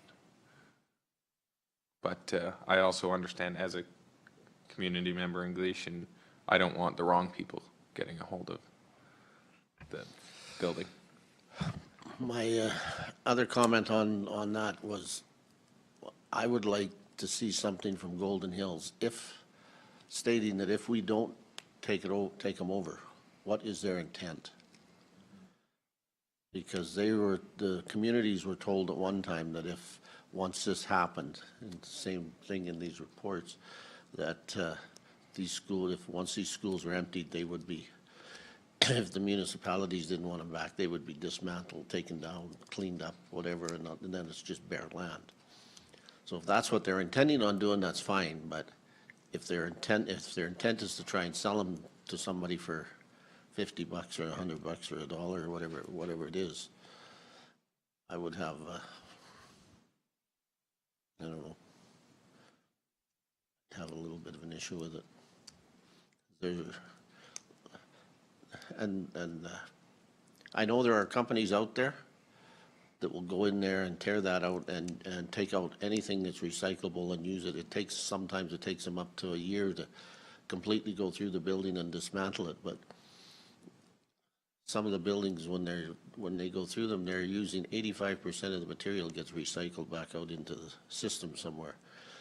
And it's not the same cost as there is when you hire somebody to come in and do a full demolish in all the ways. I would like something from them telling us exactly what their plan is if we don't take them over. So I think they've confirmed, and they verbally confirmed that they would provide it to the municipality first right of refusal. We're not taking it over. I guess they're turning it over to us. If the municipality does not want to proceed with that, then they would put it out for tender first following that. So if anyone wanted to purchase that, that would be their next option. That's what she confirmed verbally more than once at our tour, so. And that would be under the current land use though, right?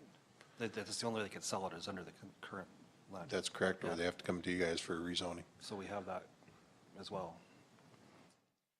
There is one point that I asked at the tour about the field area, the playgrounds.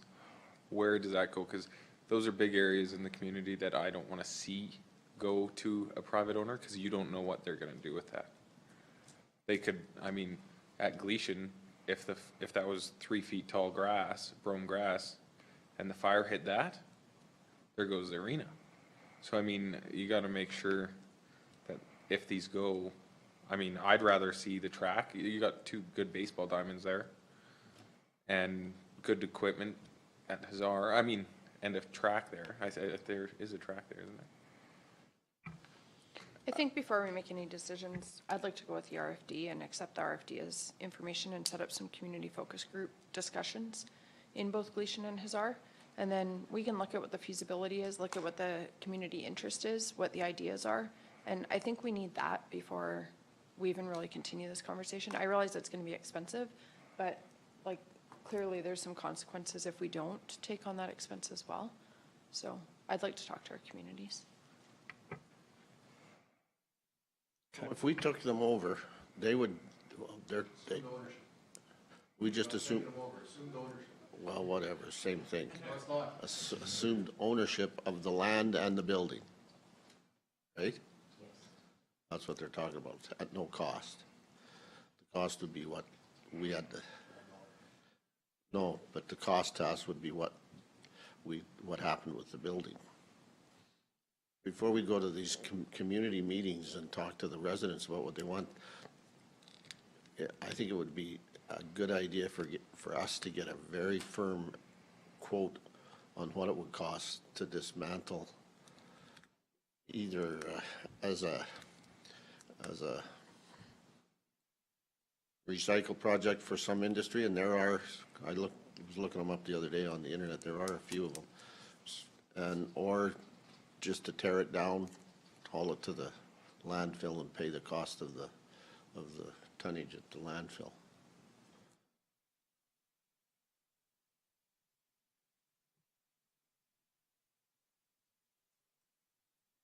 I think it's good information to have that, because what's the best way to control the outcome of the area, right? Whether, yeah. Along with that, maybe just some clarity between, like if you could investigate between the reports that they were presenting to the communities on the cost of maintaining the schools and the utility cost reports that we were provided, and just see if that like maybe that included building maintenance, because we know that that wasn't done for a significant period of time. And just why the discrepancy in those figures. But in reality, if we assumed ownership of them, there will be ongoing maintenance, there will be staffing that have to go there, so that really, if it is including that, it's a real cost, right? Moving forward. And I'm not disputing their utility costs. They probably are exactly what they said. But I can tell you the utility costs of my rentals are X, Y, and Z. That's not what it costs to keep that building in operation. So there's a little bit of a misdirection, is all I'm saying. I'm not disputing their costs. I'm just saying if we took them over, there's more than just $28,000 a year to keep it running. There's all kinds of costs included in that, so. I agree with Amber. We got to go to the community. I know in Gleason they'd like to see the gym. I mean, you look at Rockyford and that gym's used just about every night. Pickleball 3 times a week, and then other stuff during the rest of it. So I mean, it's very pricey. I mean, I'm not a fan of that, but I think the community deserves their say, for sure. Address to Alan. I have no idea how, like, what Ben has recommended is a good idea, but how do we go forward going with, like, whether there's going to be substantial time involved trying to put together a demolition tender on how you want to do this. There's going to be, we need to bring in a consultant to figure out whether or not you can just, what part of the buildings you can save, if you can just save, if the gymnasium is a standalone kind of figure, and all this is going to cost money. And does Alan have any idea how we go about looking to figure out what that cost is before we do anything? Well, obviously, if you're going to demolish the building, there's 2 ways to approach it. Don't take it on, first off, and somebody else is responsible to demolish it. I understand wanting to have a little more control over the facility or the location. That can be done through zoning too, right? Just don't give a zoning approval. Currently, we'd have to look at the zoning, but I would think it would be community service. So that only gives them certain restriction on what they can do there. So don't give them zoning approval to put in an industrial parcel in there or whatever. for the county or municipality to assume ownership of these assets and take the asset on and then demolish it and sell it to someone, that's fine, but what's the difference if you own it or the Golden Hills sells it to them? Aside from you just, you're just the middleman. So there's a couple different ways to look at it. I totally understand what you're trying to do, is you want to control a certain amount, what goes in, what activity goes in there, but I think that would be better done through zoning. So if you want to keep it residential in Gleason or Czar, then you don't let it get zoned to anything but residential. The minute you zone it, let it get zoned to something else, then they have the ability to put in whatever's required there. Typically, those schools and any of that is given by the municipality. The land is given to the schools to build it. So in the case of when it gets removed, wouldn't that land go back to us anyways? Because it was ours in the first place. That's why you're getting first right of refusal on it, yes. Yeah. But you're also resuming an asset / possibly a liability too with the building. If you have no use for the building, then if you're going to use the building, that's fine. If you have no use for the building, if you're going to strictly demolish it, I appreciate what Councillor Armstrong's saying is, yes, we can bring somebody in. Is that going to offset the cost to demolish it? It may or may not. I don't know that. We'd have to get, like Councillor Eichert says, we'd have to get a tender out there.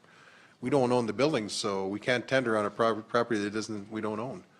So it's kind of a catch-22. If you go to the community, maybe the community doesn't want the facility in a Czar. I don't know. Personally, I don't think in the Czar's case, I don't think they can afford it as a community, not the town, but as a community. I don't think the community can afford it. But I would still like to know what some of these companies charge. And they don't have to come out and do a service. They base it on a square footage, and an abandoned school is an abandoned school. It was built in the 50s, and it's like you and I know what a house is like that's been built. So you got a good idea of what's there and what isn't there. So you can get a reasonable idea of what it's going to cost to get rid of the thing if they have to come out. Without them coming out and looking at it, just an over the phone quote, so much a square foot or whatever. Because I think the communities are going to want to know that if we go and talk to them. If it costs to keep it running, and what's going to cost to take it down.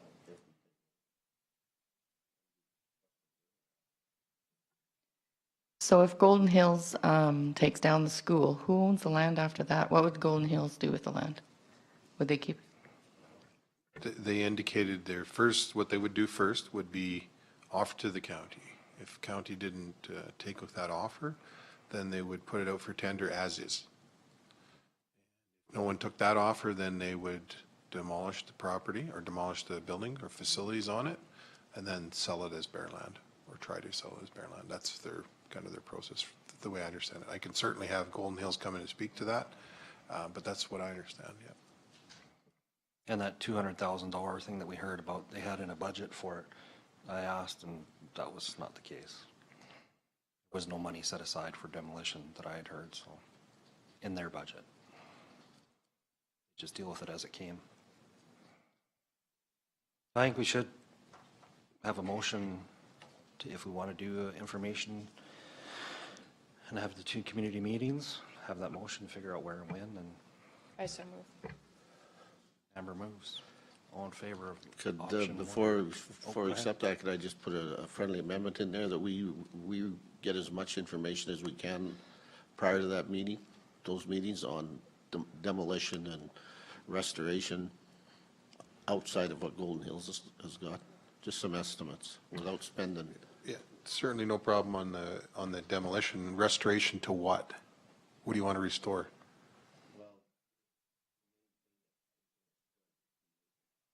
Okay, the report you have in front of you has all the costs in there that need to get it to a stable position to meet the code.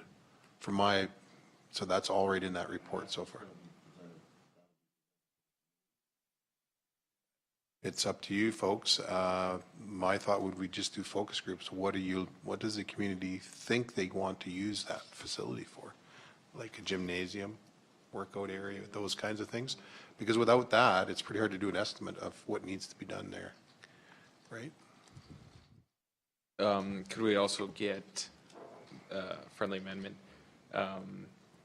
if it's possible to section off the properties if we don't want to buy the entire thing and just buy the fields? That would be a proposal that you'd have to put towards Golden Hills, and I would think that would be a really good proposal to do. It'd have to get rezoned, so the county may have to eat the cost to rezone that and get it surveyed out so that the fields don't get taken away with the building, yeah. And then we kind of talked about that as we left. You weren't with us, but, because you had mentioned that to me, and I think when we drove past there, I think that's a good idea. Because there's a limitation on amount of ball diamonds in Gleason, right, in particular, so. So what I'm hearing is cost to demolish, and did you want to add the cost to operate as well? No, because it's there. Okay. Last year when it wasn't fully used, but the cost of demolition. Okay. I know, sorry, cost of demolition, because I know when they came to the community and talked to them about it, the bunch of the businesses went down there and looked at it, and their big thing was it'd be cheaper to demolish it and build something there if they needed it. So that's one of the questions I know in Hazars, they're gonna wanna know what the cost is to get rid of it and put something decent in there that makes more sense rather than trying to remodel what's there to what they need. The gym was the only thing that was different, but. So, Mr. Chairman, if I may, just with Councillor Armstrong's comments in regards to amending the motion, that so perhaps the motion could read that council accept this request for decision report as information and set dates to host community discussion focus groups in Gleason and Hazar to discuss potential uses for schools within both communities, and additionally instructs administration to obtain costs for demolition of both facilities. Does that cover it all, or is there anything? And I mean, based on the discussion that in the community, if you guys might have some other thoughts, and then we can move forward with if we want to get a price to, you know, just have the gymnasium operate. That would require heating and new electrical and all that kind of stuff if the rest of the building was taken down, if that makes any sense. Just to, Councillor Wilson said about approaching the Golden Hill School Division about zoning off the existing recreational part on that. I don't know where we go on to, do we do that? Is that just new business? You could certainly do that under this motion if you want, if you have a clear idea what you want to do, or if you want to wait to get feedback from the community, then we could go from there. If that's gonna change your decision on how you, whether you take it on or not. Right? I have no problem doing it either way, Tom. It's just a matter of me making a phone call and getting some pricing. That's not a big issue. It's just, I don't know where do you start and where do you end? I'd like to see the community discussions happen first, and then we can consider all of our options after that, once we know what the priorities are. Amber, did you want to have the demolition as part of your motion? Is that acceptable? Okay. So basically the way Alan had read it? Okay. Be clear? All in favor of that motion? Carried.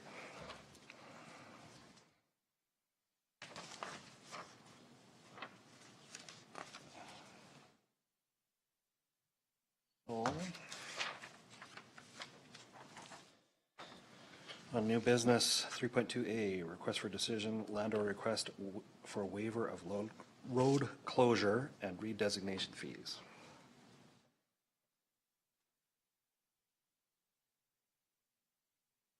Do we have any staff thing on this, Alan? Okay.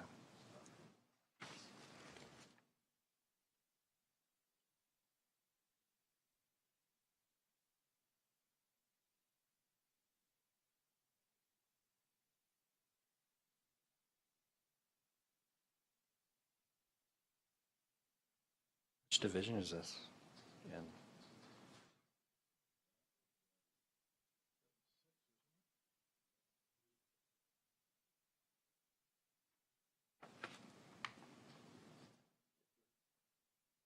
Through the chair, if they're closing road allowance, it's going back to what, their title?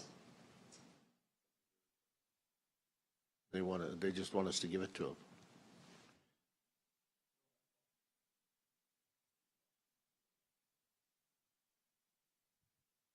But they aren't paying, They would purchase per the 0.4 acres, yes.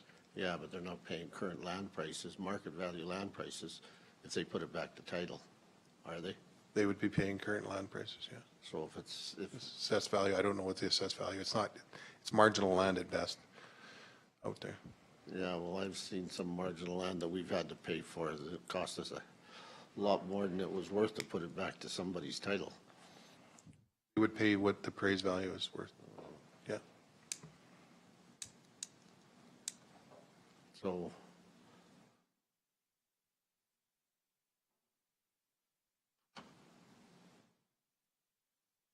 Municipality, we're under Section 70 of the Municipal Government Act, we're unable to sell land at less than the appraised value. And we can't sell land without council's permission. If council told us that we tender it, then, so it has to be sold at appraised value. We can't go around that. but I know when we did this with the rail line, if, to get the guys to put it back to their title, we gave them a reduced cost because of the cost of them putting. That's a council decision. We're not recommending that you give this at a lower cost than what the appraised value is.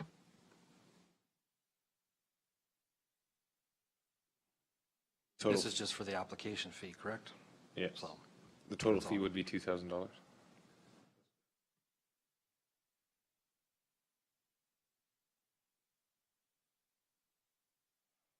council's wishes.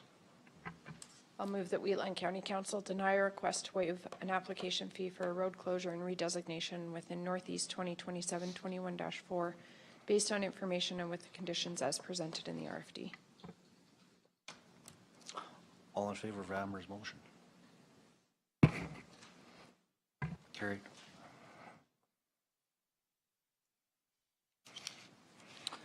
So 3.2B, there's a piece of paper I dropped off for everybody. I've talked to the Canadian Compost Council of Canada in regards to our facility here. They have this that's going on in Lethbridge. Basically, it's information. They tour a site that's down there, that's a composting, and they suggested, they invited me to come. They said they'd waive the fee for me to be there. And anybody else that wants to go, but it also is in conflict with our symbiotic thing in Rosebud. And they said if anybody else wants to go as well. I'd like to go to see basically one that's running properly, and there's a lot of networking that can be done there. GFL is an active sponsor of Canadian Compost Canada, just so you know. The lady I talked to said that they have a top-notch facility in the Greater Toronto area, that they do tours with school kids and whatnot, so they do know what they're doing, so it might be an opportunity to talk to them about our site. So I'd like to go to this and basically probably have a hotel room for one night and mileage. And report back to see if it's something that we want to maybe be part of in the future or not. I'll move that the Deputy Reed be allowed to attend this seminar, whatever it is, this Compost Matters, and bring the information back, as there is some issues in his division with this type of stuff, and any kind of information he can bring back is probably well worth it. Thank you. All in favor of that motion? It's just one night.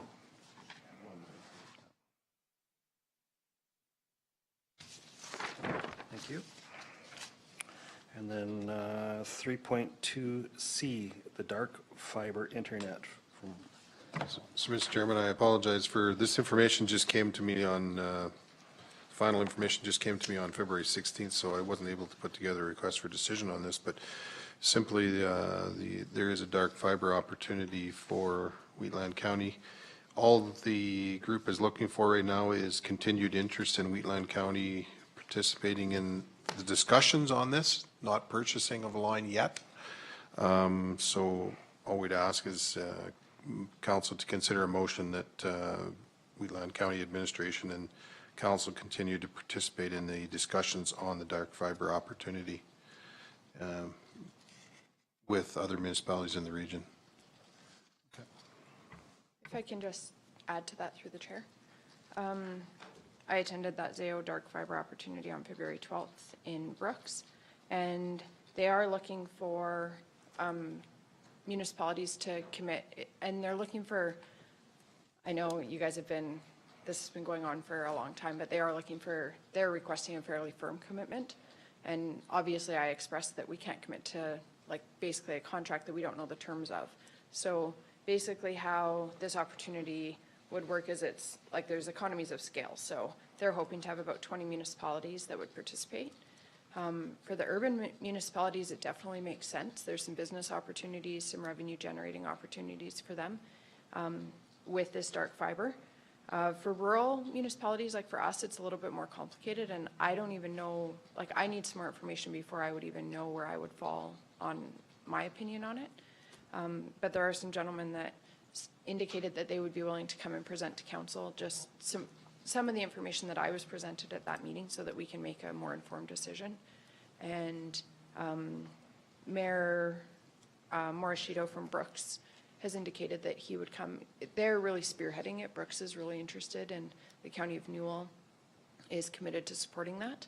And then Craig Dobson was the contractor that did the presentation there, and as well there's a gentleman from the Palliser Economic Partnership that does see some opportunities for even rural municipalities to perhaps have some revenue generation through some of the like point-to-point kind of contractors that provide internet service in our communities. The reason I see it as a potential priority for us is because municipalities are starting to look at sort of internet or like that type of thing almost as a utility and as a necessary kind of piece of your infrastructure for industrial development. And so because the dark fiber runs along the corridor where our industrial zone is, and with some discussions with our CAO, there has been some industry that would require more infrastructure in that area that we don't currently have. So there could be potential even tax implications for us if we could support industry with better infrastructure. So I don't know if anybody has any questions, and if you do, whether or not I can answer them. I think this comes down to that vision that we want to have for the county on the west side. If we want to be a business innovator, I think this is something that we have to look at seriously. Another factor when you're, so some of the numbers that were thrown around is it could be around, if they got 10 to 20 municipalities involved, it could be around a $250,000 investment. One way that could be offset is through our own internet costs would be offset by that, because we could transfer that, like use the fiber going through, and it does go through like right near our property. So I can't remember, I did a quick calculation, maybe it was around $160,000 over 20 years for internet. I can't remember. Yeah, so currently for the office and shop and the facilities here, we pay $800 a month for access to the SuperNet. That's just for access. Then we pay a small usage fee, which is $530 a month, and that gets us all of our information. So we still have to pay the access fee under the new plan, but it would be lower cost. I don't know how much lower, but we'd save the $800 a month. So which over 20 years is about $192,000. So $250,000 sounds like it is significant, but when you factor in some of the cost savings and then potential revenue that could offset that as well.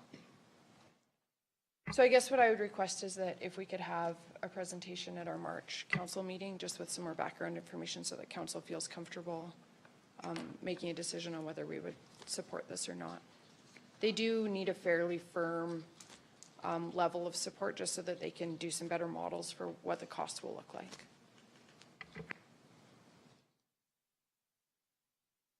I'm all for getting more information about it because I know very little. Yeah, to be honest. So yeah. So do we need a motion to get them to come here or to support staff? What do we want to do?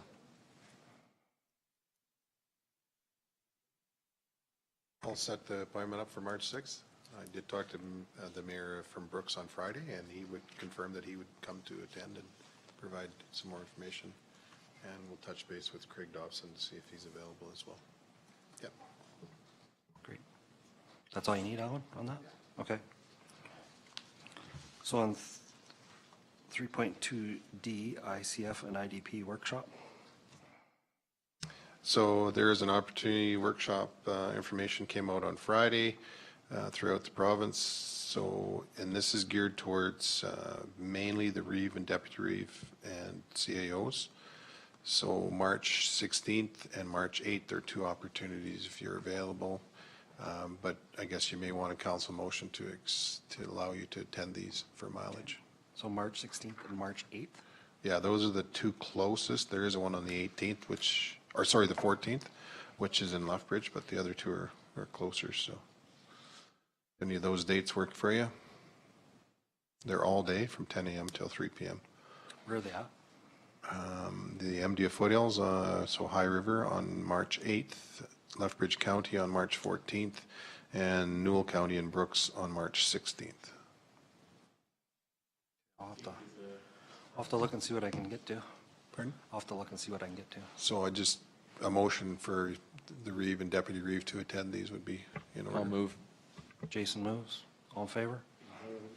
Is there any administration in that, to that one, or just?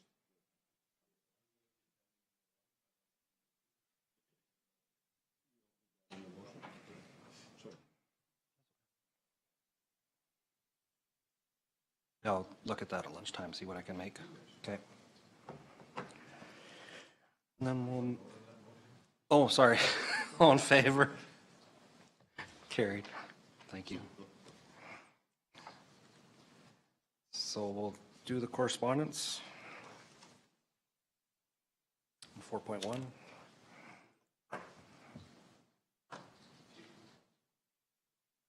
Stuff from Marigold.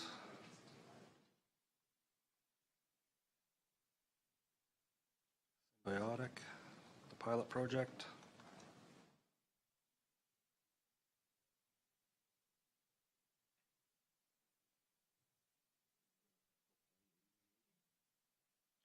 Does Jason want to proclaim Reading Week?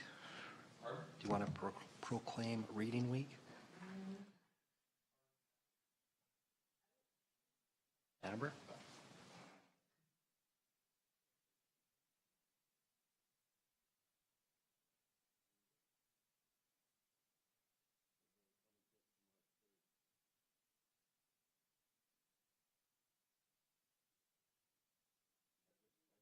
I just got a question.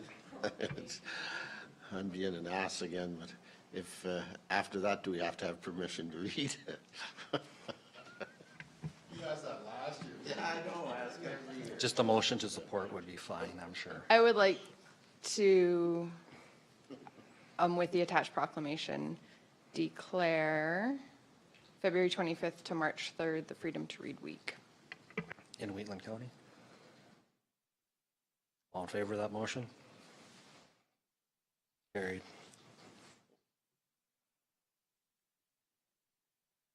A motion to accept the rest for information. Councillor Wilson? All in favor of that motion? Carried. With that, I think we can break for lunch. Oh, no. The Symbiotic Algae Open House. Okay. If people need want a to get commitment? paid, you probably should do a motion to accept or approve payment for mileage and the day Okay. for the. Also move attendance of council to Symbiotic Algae in Rosebud. All in favor of that motion? Carried. Anything else I gotta?